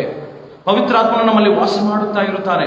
ಯಾವಾಗ ನಾವು ಅಪರಿಶುದ್ಧರಾಗಿರುತ್ತೇವೆ, ಯಾವಾಗ ನಾವು ಅಪವಿತ್ರರಾಗಿರುತ್ತೇವೆ, ಆಗ ನಮ್ಮಿಂದ ಕೆಟ್ಟ ಆಲೋಚನೆಗಳು, ಕೆಟ್ಟ ಮಾತುಗಳು, ಕೆಟ್ಟ ಸ್ವಭಾವ, ಕೆಟ್ಟ ವರ್ತನೆಗಳು, ಕೆಟ್ಟದಾದಂಥ ಅನೇಕ ಕೃತ್ಯಗಳು ನಮ್ಮಿಂದ ಹೊರಗೆ ಬರುವಾಗ ನಾವು ಅಪವಿತ್ರರಾಗಿ ತೋರುವವರಾಗಿದ್ದೇವೆ. ಹಾಗಾಗಿ ಮೇಲಿನ ವಚನಗಳನ್ನು ಗಮನಿಸುವಾಗ 5ನೇ ಅಧ್ಯಾಯದ, ಎಫೆಸದ ಪತ್ರಿಕೆ 5ನೇ ಅಧ್ಯಾಯದ ಮೇಲಿನ ವಚನಗಳನ್ನು ಗಮನಿಸುವಾಗ ಅಲ್ಲಿ ಹೇಳ್ತಾನೆ, ನೀವು ನಡ್ಕೊಳ್ಳುವ ರೀತಿಯನ್ನು ಕುರಿತು ಚೆನ್ನಾಗಿ ನೋಡಿಕೊಳ್ಳ್ರಿ, ಗಮನದಲ್ಲಿಟ್ಟುಕೊಳ್ಳ್ರಿ ನಿಮ್ಮ ಜೀವಿತವನ್ನು ಎಂಬುದಾಗಿ ಪೌಲನು ಎಫೆಸದ ಬರೆದ ಪತ್ರಿಕೆಯಲ್ಲಿ ತಿಳಿಸ್ತಾನೆ. ನಿಮ್ಮ ಜೀವಿತದ ನಡವಳಿಕೆ, ನೀವು ನಡ್ಕೊಳ್ಳುವ ರೀತಿ, ನೀವು ಮಾತನಾಡುವ ರೀತಿ, ನಿಮ್ಮ ಸ್ವಭಾವ, ನಿಮ್ಮ ವ್ಯಕ್ತಿತ್ವವನ್ನು ಚೆನ್ನಾಗಿ ನೀವು ನೋಡಿಕೊಳ್ಳ್ರಿ. ಜ್ಞಾನವಿಲ್ಲದವರಾಗಿ ನೀವು ಬದುಕಬೇಡ್ರಿ. ಅಂದ್ರೆ ದೈವಿಕ ಜ್ಞಾನವಿಲ್ಲದವರಾಗಿ, ದೈವಿಕ ಜ್ಞಾನಕ್ಕೆ ವಿರುದ್ಧವಾಗಿ ನೀವು ಯಾವತ್ತೂ ಜೀವಿಸಬೇಡ್ರಿ. ಜ್ಞಾನವಂತರಾಗಿರ್ರಿ, ದೈವಿಕ ಜ್ಞಾನವನ್ನು ಒಳಗೊಂಡವರಾಗಿರ್ರಿ, ದೈವಿಕ ಜ್ಞಾನದಿಂದ ನೀವು ಜೀವಿಸಿರಿ ಎಂಬುದಾಗಿ ದೇವರ ವಾಕ್ಯ ಹೇಳ್ತದೆ. ಈ ದಿನಗಳು ಕೆಟ್ಟವುಗಳಾಗಿವೆ. ಅಂದ್ರೆ ಪ್ರತಿನಿತ್ಯದ ಬಾಳ್ವೆ ಕೆಟ್ಟತನದಿಂದ, ಸೈತಾನನ ಪ್ರೇರಣೆಯಿಂದ, ಸೈತಾನನ ಕುಯುಕ್ತಿಗಳಿಂದ, ಸೈತಾನನ ಕುತಂತ್ರಗಳಿಂದ ಕೆಟ್ಟತನಕ್ಕೆ ನಮ್ಮನ್ನು ಒಳಪಡಿಸುವುದಕ್ಕೆ ಸೈತಾನನು ಯಾವಾಗಲೂ ಹೊಂಚು ನೋಡುತ್ತಾ ಇರುತ್ತಾನೆ. ಸೈತಾನನು ನಮ್ಮನ್ನು ಯಾವಾಗಲೂ ಅಪವಿತ್ರರಾಗುವುದಕ್ಕೆ, ಅಪರಿಶುದ್ಧರಾಗಿರುವುದಕ್ಕೆ, ನಮ್ಮನ್ನು ಒಳಪಡಿಸುವುದಕ್ಕೆ ಯಾವಾಗಲೂ ಸಂಚು ಮಾಡುವವನಾಗಿರುತ್ತಾನೆ. ಹಾಗಾಗಿ ನಿಮ್ಮನ್ನು ನೀವು ನೋಡಿಕೊಳ್ಳ್ರಿ, ನಿಮ್ಮನ್ನು ನೀವು ಜಾಗರೂಕತೆಯಿಂದ, ಎಚ್ಚರಿಕೆಯಿಂದ ನೀವು ಕಾಯ್ದುಕೊಳ್ಳ್ರಿ. ಪವಿತ್ರಾತ್ಮನಿಗೆ ಒಳಪಡ್ರಿ, ಪವಿತ್ರಾತ್ಮ ಭರಿತರಾಗಿ ನೀವು ಜೀವಿಸಿರಿ. ದುರಾತ್ಮನಿಗೆ ಒಳಗಾಗಬೇಡ್ರಿ, ಸೈತಾನನಿಗೆ ಒಳಗಾಗಬೇಡ್ರಿ, ಸೈತಾನನಿಗೆ ನೀವು ಅಧೀನರಾಗಬೇಡ್ರಿ ಎಂಬುದಾಗಿ ಪೌಲನ ಮಾತುಗಳಾಗಿದೆ. ನಾವು ಪರಿಶುದ್ಧರಾಗಿರಬೇಕಾದ್ರೆ, ನಾವು ಪವಿತ್ರರಾಗಿರಬೇಕಾದ್ರೆ ಪವಿತ್ರಾತ್ಮನಿಗೆ ಮಾತ್ರವೇ ನಾವು ಒಳಪಟ್ಟು, ಪವಿತ್ರಾತ್ಮನಿಗೆ ಮಾತ್ರವೇ ನಾವು ಯಾವಾಗಲೂ ಅಧೀನರಾಗಿ, ಆತನ ಆತ್ಮನಿಗೆ ನಾವು ಯಾವಾಗಲೂ ಪ್ರೇರೇಪಿತರಾಗಿ ಜೀವಿಸತಕ್ಕದ್ದಾಗಿದೆ. ಹಾಗಾಗಿ ಯಾವಾಗಲೂ ನೀವು, ಪೌಲನು ಫಿಲಿಪ್ಪಿಯವರಿಗೆ ಬರೆದ ಪತ್ರಿಕೆಯಲ್ಲಿ ಹೇಳ್ತಾನೆ, ಯಾವಾಗಲೂ ಸಂತೋಷಿಸಿರಿ, ಕರ್ತನಲ್ಲಿ ಸಂತೋಷ ಪಡ್ರಿ ಎಂಬುದಾಗಿ. ಪೌಲನಾಗಲಿ ಸೀಲನಾಗಲಿ ಅವರು ಸೆರೆಮನೆಯಲ್ಲಿದ್ದಾಗಲೂ ಸಹ, ಅವರು ಆ ಕಷ್ಟದಲ್ಲಿದ್ದಾಗಲೂ ಆ ಕಷ್ಟವನ್ನು ಅವರು ಕಷ್ಟವೆಂಬುದಾಗಿ ಎಣಿಸಲಿಲ್ಲ. ಅವರು ಆ ಸಮಸ್ಯೆಯಲ್ಲಿದ್ದಾಗಲೂ, ಸೆರೆಮನೆಯಲ್ಲಿದ್ದಾಗಲೂ ನಾವು ಸೆರೆಮನೆಯಲ್ಲಿದ್ದೇವೆ ಎಂಬುದಾಗಿ ಅವರು ಎಣಿಸಲಿಲ್ಲ. ಬದಲಾಗಿ ಅವರು ದೇವರಿಗೆ ಸ್ತುತಿ ಪದಗಳನ್ನು ಹಾಡುತ್ತಾ, ಸಂಕೀರ್ತಿಸುತ್ತಾ ಅವರು ಪ್ರಾರ್ಥನಾ ಭರಿತರಾಗಿ, ಪವಿತ್ರಾತ್ಮ ಭರಿತರಾಗಿದ್ದರು. ಅದಕ್ಕಾಗಿಯೇ ಅವರ ಒಂದು ಪ್ರಾರ್ಥನೆ, ಅವರ ಒಂದು ಜೀವಿತ ಅವರನ್ನು ಆ ಬಿಡುಗಡೆ ಮಾಡುವುದಕ್ಕೆ, ಸೆರೆಮನೆಯಿಂದ ಬಿಡುಗಡೆಯಾಗುವುದಕ್ಕೆ ಸಹಾಯ ಮಾಡಿತು ಪ್ರಿಯರೇ. ಹಾಗಾಗಿ ನಾವು ಸಹ ಪರಿಶುದ್ಧರಾಗಿರಬೇಕಾದ್ರೆ ನಮ್ಮ ಸಹವಾಸ, ನಮ್ಮ ಒಡನಾಟ ಯಾವಾಗಲೂ ಒಳ್ಳೆಯವರ ಸಂಗಡ ಅಥವಾ ಪವಿತ್ರಾತ್ಮ ಪ್ರೇರಿತರಾಗಿರುವಂತಹ ಪ್ರಾರ್ಥನೆ ವಿಜ್ಞಾಪನೆಗಳಿಂದ ಕೂಡಿದಂತಹ ಜನರೊಂದಿಗೆ, ಅಥವಾ ನಮ್ಮ ಜೀವಿತ ಯಾವಾಗಲೂ ನಮ್ಮ ಪ್ರತಿನಿತ್ಯದ ಬಾಳ್ವೆಯಲ್ಲಿ, ಪ್ರತಿ ಕ್ಷಣದಲ್ಲಿ ನಾವು ಪ್ರಾರ್ಥನೆ ವಿಜ್ಞಾಪನೆಗಳಿಂದ ಕೂಡಿದವರಾಗಿರ್ಬೇಕು. ಒಂದು ವೇಳೆ ನಾವು ಮಾಡುವಂತಹ ಉದ್ಯೋಗ, ನಮ್ಮ ವೃತ್ತಿಪರ ಜೀವಿತ, ಅಂತಹ ಸ್ಥಳಗಳಲ್ಲಿ, ಅಥವಾ ನಾವಿರುವಂತಹ ಪ್ರತಿನಿತ್ಯದ ಬಾಳ್ವೆಯ, ನಮ್ಮ ವಾಸ ಮಾಡುವಂತಹ ಸ್ಥಳಗಳಲ್ಲಿ, ನಮ್ಮ ಮನೆಗಳ ಅಕ್ಕಪಕ್ಕದ ಜನರೊಂದಿಗೆ ಇತರ ವಿಶ್ವಾಸಿಗಳು, ಇತರ ಧರ್ಮೀಯರು ಅಥವಾ ನಮ್ಮ ವಿಶ್ವಾಸಿಗಳೇ, ನಮ್ಮ ಧರ್ಮದ ಜನಾಂಗದವರೇ ಇರುವಾಗ ನಾವು ಯಾವಾಗಲೂ ಒಳ್ಳೆಯ ಮಾತುಗಳನ್ನೇ ಆಡಬೇಕು.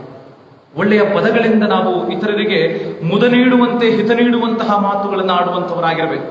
ಹಾಗಾಗಿ ದೇವರು ನಮ್ಮನ್ನು ಯಾವಾಗಲೂ ಇತರರಿಗೆ ಮುದ ನೀಡುವಂತ, ಹಿತ ನೀಡುವಂತ ಪದಗಳಿಂದ ನೀವು ಮಾತನಾಡ್ರಿ ಎಂಬುದಾಗಿ ಹೇಳ್ತಾ ಇದ್ದಾನೆ. ಹಾಗೆಯೇ ನಾವು ಕೆಟ್ಟತನಕ್ಕೆ ಹೋಗದೆ, ಕೆಟ್ಟತನವನ್ನು ನಾವು ಒಳ್ಳೆತನದಿಂದ ಸೋಲಿಸಬೇಕೆಂಬುದಾಗಿ ರೋಮಾಪುರದವರಿಗೆ ಬರೆದ ಪತ್ರಿಕೆ ಪೌಲನು 12ನೇ ಅಧ್ಯಾಯದಲ್ಲಿ ಬರೆದು ನಮಗೆ ತಿಳಿಸುವವನಾಗಿದ್ದಾನೆ. ಪೌಲನು ಎಫೆಸದ ಪತ್ರಿಕೆ 5ನೇ ಅಧ್ಯಾಯ 14ನೇ ವಚನದಲ್ಲಿ ಹೇಳ್ತಾನೆ, ಈ ದಿನಗಳು ಕೆಟ್ಟವುಗಳಾಗಿರುವುದರಿಂದ ಈ ಕಾಲವನ್ನು ಸುಮ್ಮನೆ ಕಳಕೊಳ್ಳದೆ ಅದನ್ನು ಬೆಲೆಯುಳ್ಳದ್ದೆಂದು ಉಪಯೋಗಿಸಿಕೊಳ್ಳ್ರಿ. ಈ ಕಾಲವನ್ನು, ಈ ಸಮಯವನ್ನು ಬೆಲೆಯುಳ್ಳದ್ದೆಂದು ನಾವು ಉಪಯೋಗಿಸಿಕೊಳ್ಳಬೇಕಂತೆ. ಬೆಲೆಯುಳ್ಳದ್ದಾಗಿ ನಾವು ಉಪಯೋಗಿಸಿಕೊಳ್ಳುವುದು ಬೇಕಾಗಿರುವುದರಿಂದ ಬುದ್ಧಿಹೀನರಾಗಿ ನಡೆಯದೆ ಕರ್ತನ ಚಿತ್ತವೇನೆಂಬುದನ್ನು ವಿಚಾರಿಸಿ ತಿಳಿದವರಾಗಿದೆ. ನಾವು ದಿನಂಪ್ರತಿ ನಮ್ಮ ದಿನನಿತ್ಯದ ಬಾಳ್ವೆಯಲ್ಲಿ ಕರ್ತನ ಚಿತ್ತವೇನೆಂಬುದಾಗಿ ನಾವು ತಿಳ್ಕೊಳ್ಬೇಕು. ಆಗ ನಾವು ಪರಿಶುದ್ಧರಾಗ್ತೇವೆ. ಕರ್ತನ ಚಿತ್ತಕ್ಕೆ ಒಳಪಡುವಾಗ ನಾವು ಪರಿಶುದ್ಧರಾಗಿರುತ್ತೇವೆ.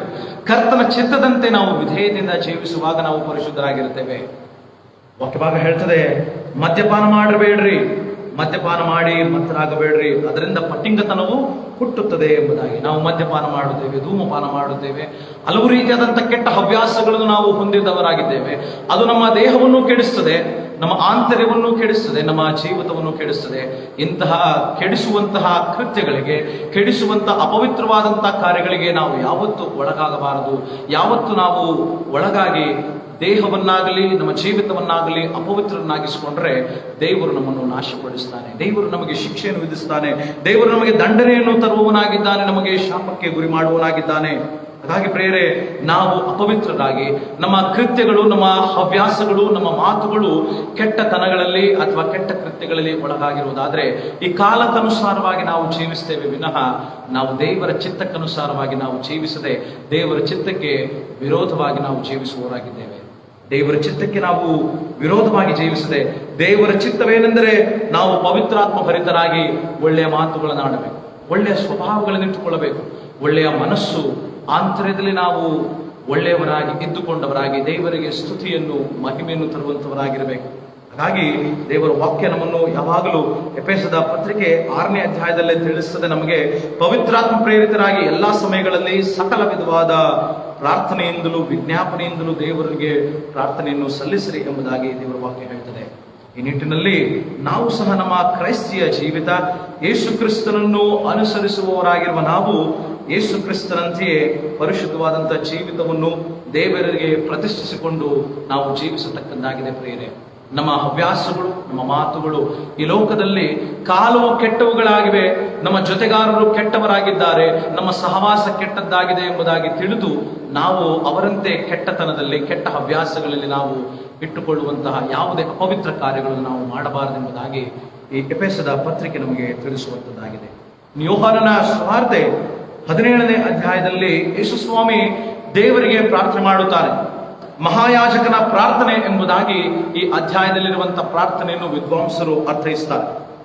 ದೇವರು ತನ್ನ ಮಗನಾದಂಥ ಯೇಸು ಸ್ವಾಮಿಯ ಪ್ರಾರ್ಥನೆಯನ್ನು ಕೇಳುವನಾಗಿದ್ದಾನೆ. ಯೇಸು ಸ್ವಾಮಿ ಮಹಾಯಾಜಕನಾಗಿ ತನ್ನ ಪ್ರಾರ್ಥನೆಯನ್ನು ತನ್ನ ತಂದೆಯಾದ ದೇವರಿಗೆ ಮುಟ್ಟಿಸುವಂತದ್ದಾಗಿದೆ ಪ್ರೇರೆ. ಶಿಷ್ಯರ ಪರವಾಗಿ ಆತನು ಪ್ರಾರ್ಥಿಸುವವನಾಗಿದ್ದಾನೆ. ಯೇಸು ಸ್ವಾಮಿ ಶಿಷ್ಯರ ಪರವಾಗಿ ಪ್ರಾರ್ಥಿಸುವಾಗ ಆತನು ಮಾಡುವಂತಹ ಪ್ರಾರ್ಥನೆಯಲ್ಲಿ ಆತನು ತಿಳಿಸುವಂತದ್ದೇನೆಂದರೆ, ಈ ಲೋಕದಿಂದ ಈ ಶಿಷ್ಯರನ್ನು ನೀನು ಹೊರಗೆ ತೆಗೆದುಕೊಂಡು ಹೋಗಬೇಕಾದಂತ ಅಗತ್ಯತೆ ಇಲ್ಲ.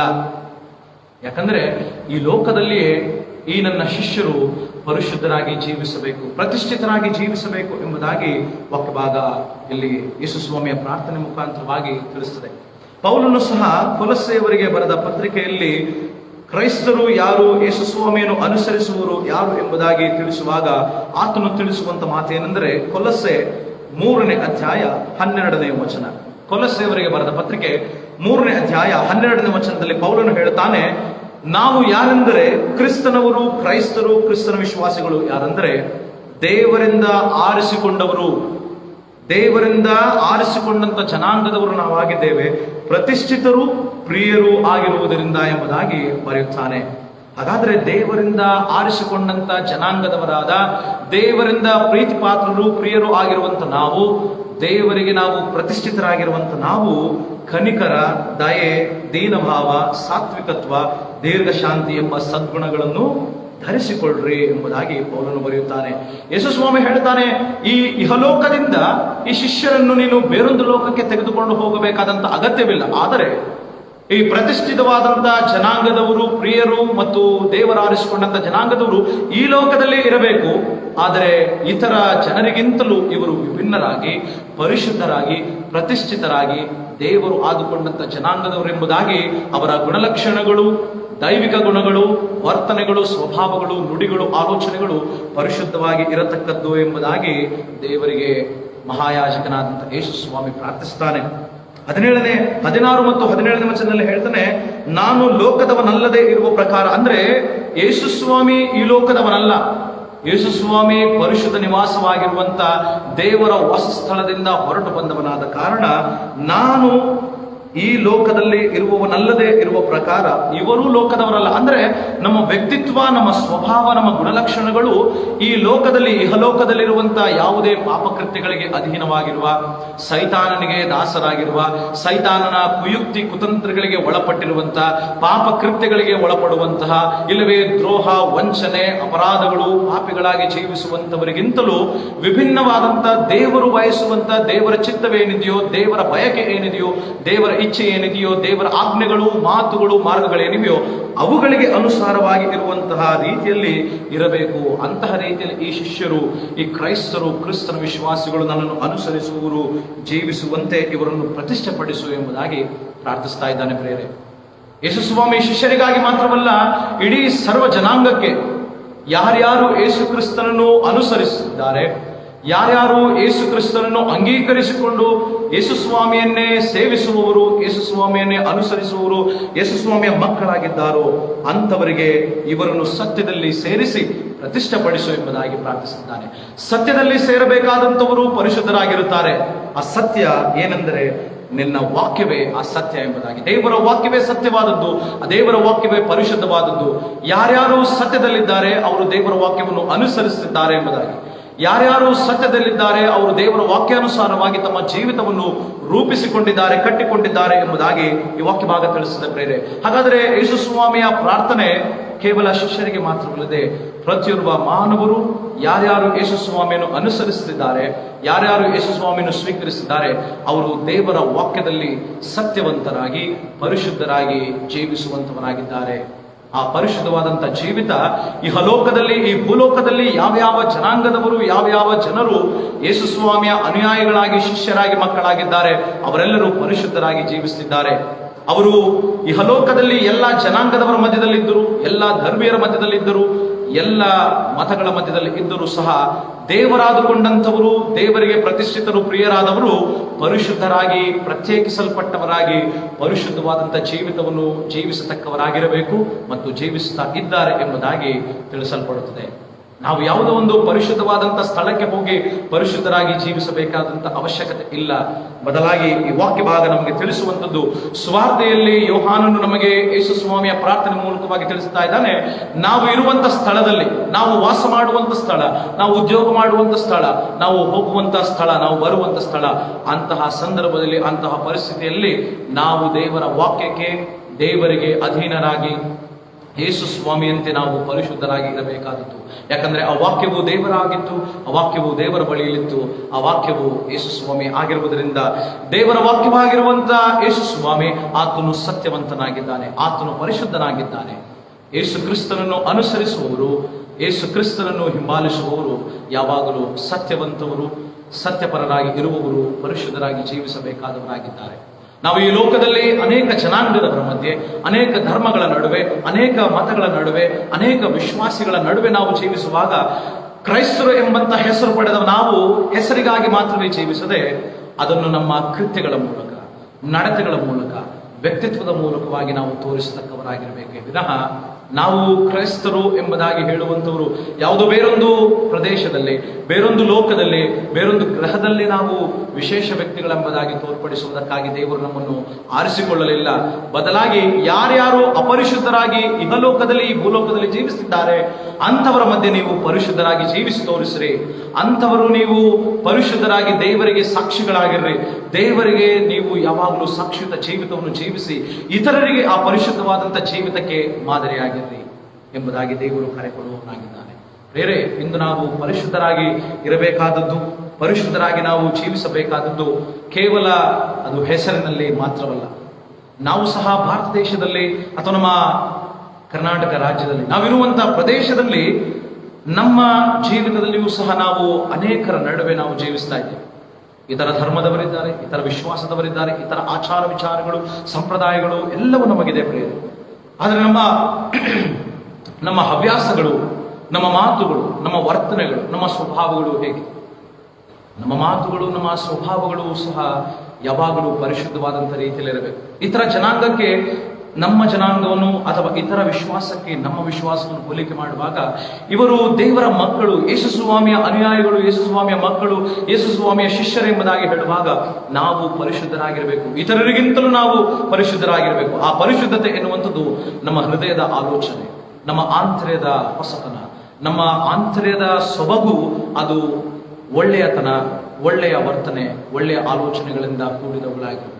ನಾವು ಇತರರೊಂದಿಗೆ ನಾವು ಮಾತನಾಡುವಾಗ ಒಳ್ಳೆಯ ಮಾತುಗಳನ್ನು ಆಡಬೇಕು, ಹಿತಗಳನ್ನು ನುಡಿಯುವಂತ, ಮುದ ನೀಡುವಂತ ರೀತಿಯಲ್ಲಿ ಮಾತನಾಡುವವರಾಗಿರಬೇಕು ವಿನಃ ಇತರರಿಗೆ ಕೇಡು ಬಗೆಯುವಂತ, ಶಪಿಸುವಂತ, ಇತರರಿಗೆ ಕೆಟ್ಟ ಮಾತುಗಳಿಂದ ಇಲ್ಲವೇ ಮನನೋಯಿಸುವಂತ ರೀತಿಯಲ್ಲಿ ಮಾತನಾಡುವುದಕ್ಕಾಗಿ ದೇವರು ನಮ್ಮನ್ನು ಆರಿಸಿಕೊಳ್ಳಲಿಲ್ಲ.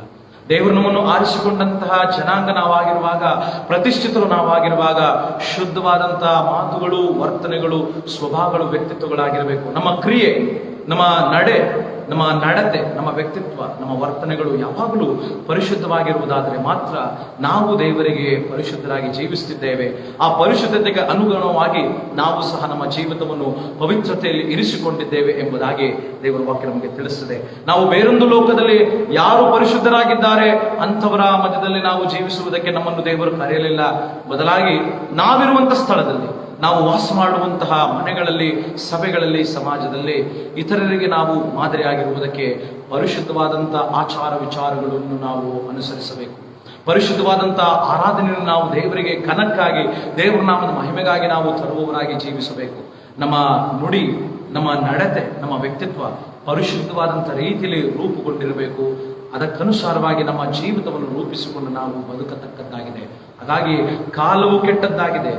ಆ ಕಾಲದಲ್ಲಿ ಜೀವಿಸುವಂತ, ಈ ಕಾಲದಲ್ಲಿ ಜೀವಿಸುವಂತ ಪ್ರತಿಯೊಬ್ಬ ಜನರು ಸಹ ಕೆಟ್ಟು ಹೋಗಿದ್ದರೆ ನಾವು ಕೆಟ್ಟು ಹೋದವರ ಸಂಗಡ ಸೇರಿ ನಾವು ಕೆಟ್ಟವರಾಗಿ ಜೀವಿಸಬಾರದು ವಿನಃ ಕೆಟ್ಟವರಿಗಿಂತ ನಾವು ಪ್ರತ್ಯೇಕಿಸಿಕೊಂಡು ನಾವು ಒಳ್ಳೆಯವರಾಗಿ ಜೀವಿಸಬೇಕೆಂಬುದಾಗಿ ದೇವರ ವಾಕ್ಯ ಹೇಳ್ತಾ ಇದೆ. ಅಂದು ಇಸ್ರಾಯೇಲರನ್ನು ಬಲಶಾಲಿಗಳಾದಂತಹ, ಪರಾಕ್ರಮಶಾಲಿಯಾದಂತಹ, ಬಲವುಳ್ಳಂತಹ ಇತರ ದೇವರುಗಳನ್ನು ಪೂಜಿಸುವಂತಹ ಜನರ ಮಧ್ಯದಲ್ಲಿ ಇಸ್ರಾಯೇಲರನ್ನು ಇರಿಸಿದ್ದು ದೇವರ ಚಿತ್ತಕ್ಕೆ ಅನುಸಾರವಾದದ್ದು ಏನೆಂಬುದನ್ನು ತಿಳುಕೊಂಡು ಆ ದೇವರ ಚಿತ್ತವಾಗಿರುವಂತಹ ಪವಿತ್ರವಾದಂತಹ ಜೀವಿತದಲ್ಲಿ ಜೀವಿಸತಕ್ಕದ್ದಾಗಿದೆ ಎಂಬುದಾಗಿ ಅವರನ್ನು ಇರಿಸಿದ್ದ ಮತ್ತು ಅವರನ್ನು ಪ್ರತ್ಯೇಕಿಸಿಕೊಂಡ, ಅವರನ್ನು ಆರಿಸಿಕೊಂಡ. ಇಂದು ಸಹ ನಾವು ಅಂತಹ ಜೀವಿತಕ್ಕೆ ಕರೆಯಲ್ಪಟ್ಟವರಾದ ಕಾರಣ ನನ್ನ ನಿಮ್ಮೆಲ್ಲರ ಜೀವಿತ ಆಂತರ್ಯದಲ್ಲಿ ಮತ್ತು ಹೊರಗಿನ ತೋರಿಕೆಯಲ್ಲಿ ಪರಿಶುದ್ಧವಾದಂಥ ರೀತಿಯಲ್ಲೇ ಇರಬೇಕಾಗಿದೆ. ಯಾರ್ಯಾರು ಆ ಪರಿಶುದ್ಧವಾದಂಥ ಜೀವಿತದಲ್ಲಿ ನೆಲೆಗೊಂಡಿರುವುದಿಲ್ಲವೋ, ಯಾರು ಸತ್ಯಕ್ಕೆ ತಕ್ಕ ಹಾಗೆ, ಯೇಸು ಸ್ವಾಮಿಗೆ ತಕ್ಕ ಹಾಗೆ ಜೀವಿಸುವುದಿಲ್ಲವೋ ಅಂಥವ್ರನ್ನು ದೇವರು ಶಿಕ್ಷಿಸ್ತಾನೆ, ದಂಡಿಸ್ತಾನೆ, ಶಾಪಕ್ಕೆ ಗುರಿಪಡಿಸ್ತಾನೆ ಎಂಬುದಾಗಿ ದೇವರ ವಾಕ್ಯ ಹೇಳುತ್ತದೆ. ಈ ಬೋಧನೆಗಳನ್ನು ಕೇಳಿಯೂ, ಈ ವಾಕ್ಯಗಳನ್ನು ನಾವು ಮನನ ಮಾಡಿಯೂ, ಈ ವಾಕ್ಯಗಳನ್ನು ನಾವು ಕೇಳಿದ್ದಾಗಿಯೂ ಸಹ ದೇವರ ವಾಕ್ಯಾನುಸಾರವಾಗಿ ನಾವು ಜೀವಿಸದೆ ಹೋದರೆ, ಪರಿಶುದ್ಧರಾಗಿ ನಾವು ಜೀವಿಸದೆ ಹೋದರೆ, ಆ ಪರಿಶುದ್ಧವಾದ ಜೀವಿತ, ನಡತೆ, ವ್ಯಕ್ತಿತ್ವ, ಕೃತ್ಯ, ನಡೆನುಡಿ, ಕ್ರಿಯೆಗಳಿಂದ ಇರದೆ ಹೋದರೆ ಖಂಡಿತವಾಗಿ ನಾವು ದೇವರಾದುಕೊಂಡಂತ ಜನಾಂಗಕ್ಕೆ, ದೇವರು ಆರಿಸಿಕೊಂಡಂತ ಪ್ರತಿಷ್ಠಿತವಾದಂತ ಜನಾಂಗವಾಗಿರುವುದಕ್ಕೆ ಸಾಧ್ಯವೂ ಇಲ್ಲ. ನಾವು ದೇವರು ಆರಿಸಿಕೊಂಡಂತ ಜನಾಂಗವಾಗಿದ್ದರೂ, ಕ್ರಿಸ್ತನ ಮಕ್ಕಳು, ಶಿಷ್ಯರು, ಅನುಯಾಯಿಗಳಾಗಿದ್ದರು, ದೇವರ ನಾಮಕ್ಕೆ ಅಪಕೀರ್ತಿಯನ್ನು, ಅವಮಾನವನ್ನು ತಂದವರಾದ ಕಾರಣ ಆ ಎಲ್ಲ ಕೃತ್ಯಗಳಿಗೆ ಅನುಸಾರವಾಗಿ ತಕ್ಕ ಪ್ರತಿಫಲಗಳನ್ನು ದೇವರು ನಮಗೆ ಶಿಕ್ಷೆ ಮೂಲಕ, ದಂಡನೆ ಮೂಲಕವಾಗಿ ಒದಗಿಸ್ತಾನೆ. ಪ್ರಿಯರೇ, ನಾವು ಪರಿಶುದ್ಧರಾಗಿರಬೇಕೆನ್ನುವಂಥದ್ದು ನಮ್ಮ ನಡತೆ, ಕೃತ್ಯ, ವ್ಯಕ್ತಿತ್ವ, ಸ್ವಭಾವ, ನಮ್ಮ ಆಚಾರ ವಿಚಾರಗಳು, ನಮ್ಮ ನೈತಿಕವಾದಂಥ ಆಧ್ಯಾತ್ಮಿಕ ಜೀವಿತ, ಆರಾಧನೆಗಳಲ್ಲಿ, ನಮ್ಮ ಕೆಲಸ ಮಾಡುವಂಥ ಸ್ಥಳಗಳಲ್ಲಿ, ನಾವು ವಾಸ ಮಾಡುವಂಥ ಮನೆಗಳಲ್ಲಿ, ಪ್ರತಿನಿತ್ಯದ ಪ್ರತಿಕ್ಷಣದ ಬಾಳ್ವೆಯಲ್ಲಿ ಆಗಿರಬೇಕೆಂಬುದಾಗಿಯೇ ದೇವರು ನಮ್ಮನ್ನು ಬಯಸಿ ನಮ್ಮನ್ನು ಆಯ್ಕೆ ಮಾಡಿದ್ದಾನೆ, ನಮ್ಮನ್ನು ಆರಿಸಿಕೊಂಡಿದ್ದಾನೆ. ಈ ನಿಟ್ಟಿನಲ್ಲಿ ಆತನ ಕರೆಗೆ, ಆತನ ಆರಿಸುವಿಕೆಗೆ ವಿಧೇಯತೆಯಿಂದ ಯೋಗ್ಯವಾಗಿ ಯಾವುದು ಆತನ ಚಿತ್ತವೇನೆಂಬುದನ್ನು ತಿಳಿದುಕೊಂಡವರಾಗಿ, ಆತನ ಚಿತ್ತಕ್ಕೆ ವಿಧೇಯರಾಗಿ ಆತನ ಮಾರ್ಗದಲ್ಲಿ ನಡೆದು ಆತನಿಗೆ ಮಹಿಮೆಯನ್ನು ತರೋಣ, ಆತನ ಆಶೀರ್ವಾದಕ್ಕೆ ಪಾತ್ರರಾಗೋಣ. ದೇವರಾತ್ಮನು ಇಂತಹ ಮಾರ್ಗದಲ್ಲಿ ಜೀವಿಸುವುದಕ್ಕೆ ನಮ್ಮನ್ನು ಸದಾಕಾಲವು ಆತನಾತ್ಮನಿಂದ ಉತ್ತೇಜಿಸಿ ನಮ್ಮನ್ನು ಬಲಪಡಿಸಿ ನಡೆಸಲಿ.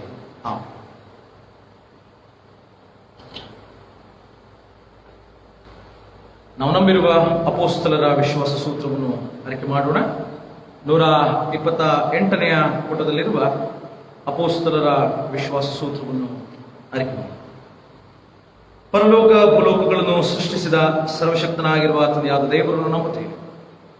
ಆತನ ಏಕಕುಮಾರನಾಗಿರುವ ನಮ್ಮ ಪ್ರಭುವಾದ ಯೇಸು ಕ್ರಿಸ್ತನನ್ನು ನಂಬುತ್ತೇನೆ.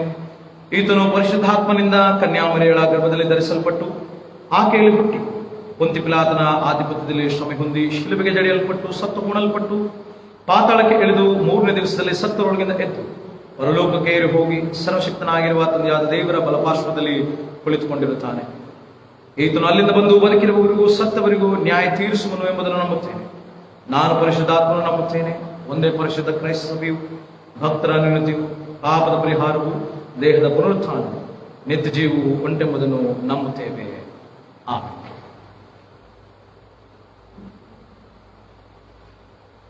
ಸಭೆಗೆ ತಿಳಿಸತಕ್ಕಂಥ ಪ್ರಕಟಣೆಗಳನ್ನು ಆಲಿಸೋಣ.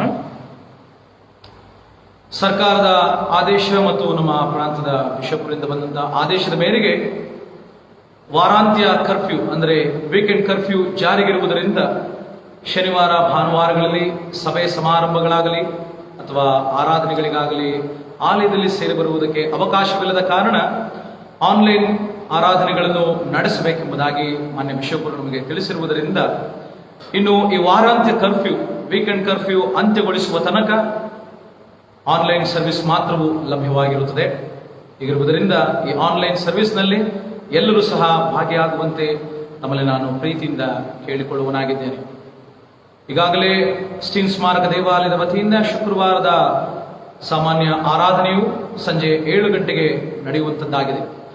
ಈ ವಾರಾಂತ್ಯ ಕರ್ಫ್ಯೂ ಹೀಗೆ ಮುಂದುವರಿಯುವುದಾದರೆ ವಾರದ ಮಧ್ಯದಲ್ಲಿ ಬಿಷಪ್ ಗಿಲ್ ದೇವಾಲಯದ ವತಿಯಿಂದ ಆರಾಧನೆಯು ಶುಕ್ರವಾರ ಸಂಜೆ 6 ಗಂಟೆಗೆ ನಡೆಸಲಾಗುತ್ತದೆ.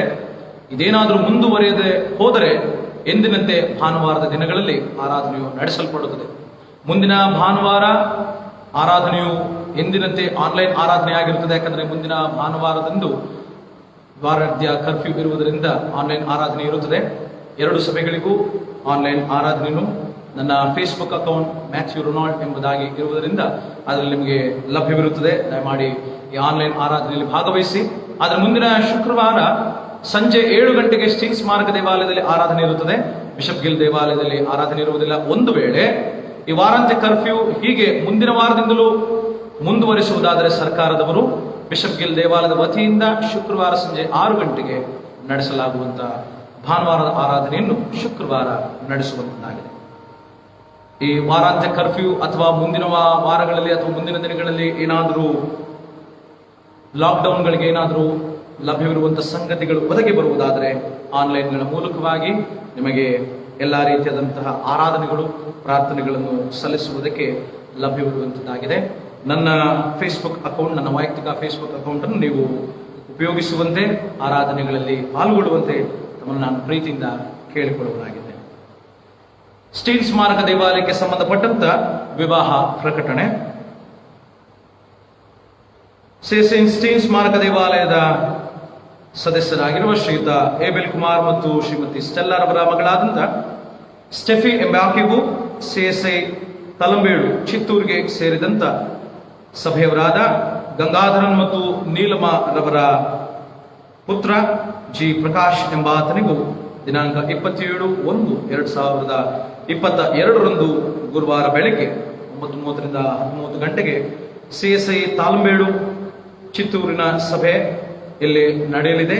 ಇವರಿರುವರು ಈ ಮದುವೆ ಮೂಲಕವಾಗಿ ಕೂಡಲಿಕ್ಕೆ ಆಗದೇ ಇರುವ ಪಕ್ಷದಲ್ಲಿ ಅಂಥವರು ಸಭಾಪಾಲಕರಿಗೆ ನ್ಯಾಯವಾದ ಕಾರಣವೇನಾದರೂ ಇದ್ದರೆ ಲಿಖಿತದ ಮೂಲಕವಾಗಿ ಸಭಾಪಾಲಕರನ್ನು ಸಂಪರ್ಕಿಸತಕ್ಕದ್ದು ಇದು ಮೊದಲನೇ ಪ್ರಕಟಣೆ.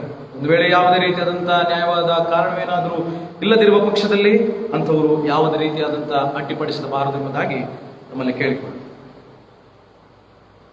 CSI ಸ್ಟೀಲ್ ಸ್ಮಾರಕ ದೇವಾಲಯಕ್ಕೆ ಸೇರಿದಂತ ಶ್ರೀಯುತ ಜಯಶೇಖರ್ ಮತ್ತು ಗತಿಸಿದಂತ ಶ್ರೀಮತಿ ಸರಳ ಇವರ ಪುತ್ರಿ ಸಿಂಫನಿ ನ್ಯಾನ್ಸಿ ಎಂಬಾಕೆಗೂ ಬೆಂಗಳೂರಿನ ಫುಲ್ ಗಾಸ್ಪೆಲ್ ಅಸೆಂಬ್ಲಿ ಸಭೆಗೆ ಸೇರಿದಂತ ಶ್ರೀಯುತ ಮೈಕೆಲ್ ಜೋಸೆಫ್ ಮತ್ತು ಶ್ರೀಮತಿ ಪ್ರೇಮಾರವರ ಮಗನಾದಂತ ಆಂಟನಿ ಡಿ ಕ್ರೂಸ್ ಎಂಬಾತನಿಗೂ ದಿನಾಂಕ 28/1/2022 ಶುಕ್ರವಾರದಂದು ತುಮಕೂರಿನ CSI ಸ್ಟೀಲ್ ಸ್ಮಾರಕ ದೇವಾಲಯದ ಆಲಯದಲ್ಲಿ ಬೆಳಗ್ಗೆ 9:30 ಗಂಟೆಯಿಂದ 10:30 ಗಂಟೆಗೆ ನಡೆಸಲಿದೆ.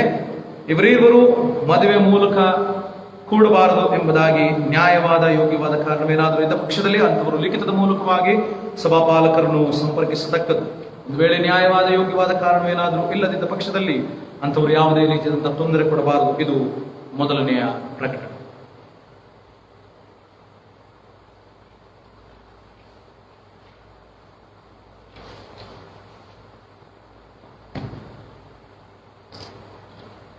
ನಾವು ಜ್ಞಾನ ಕೀರ್ತನೆಗಳನ್ನು ಹಾಡುವ. ಜ್ಞಾನ ಕೀರ್ತನೆಯಲ್ಲಿ 8ನೆಯ ಜ್ಞಾನ ಕೀರ್ತನೆಯನ್ನು ಹಾಡೋಣ. 8ನೆಯ ಜ್ಞಾನ ಕೀರ್ತನೆ, ಶುದ್ಧನು ದೇವರು ಧ್ಯಾನಿಸಿರಿ, ಪರಿಶುದ್ಧನು ದೇವರು ಧ್ಯಾನಿಸಿರಿ. 8ನೆಯ ಜ್ಞಾನ ಕೀರ್ತನೆಯನ್ನು ಹಾಡೋಣ.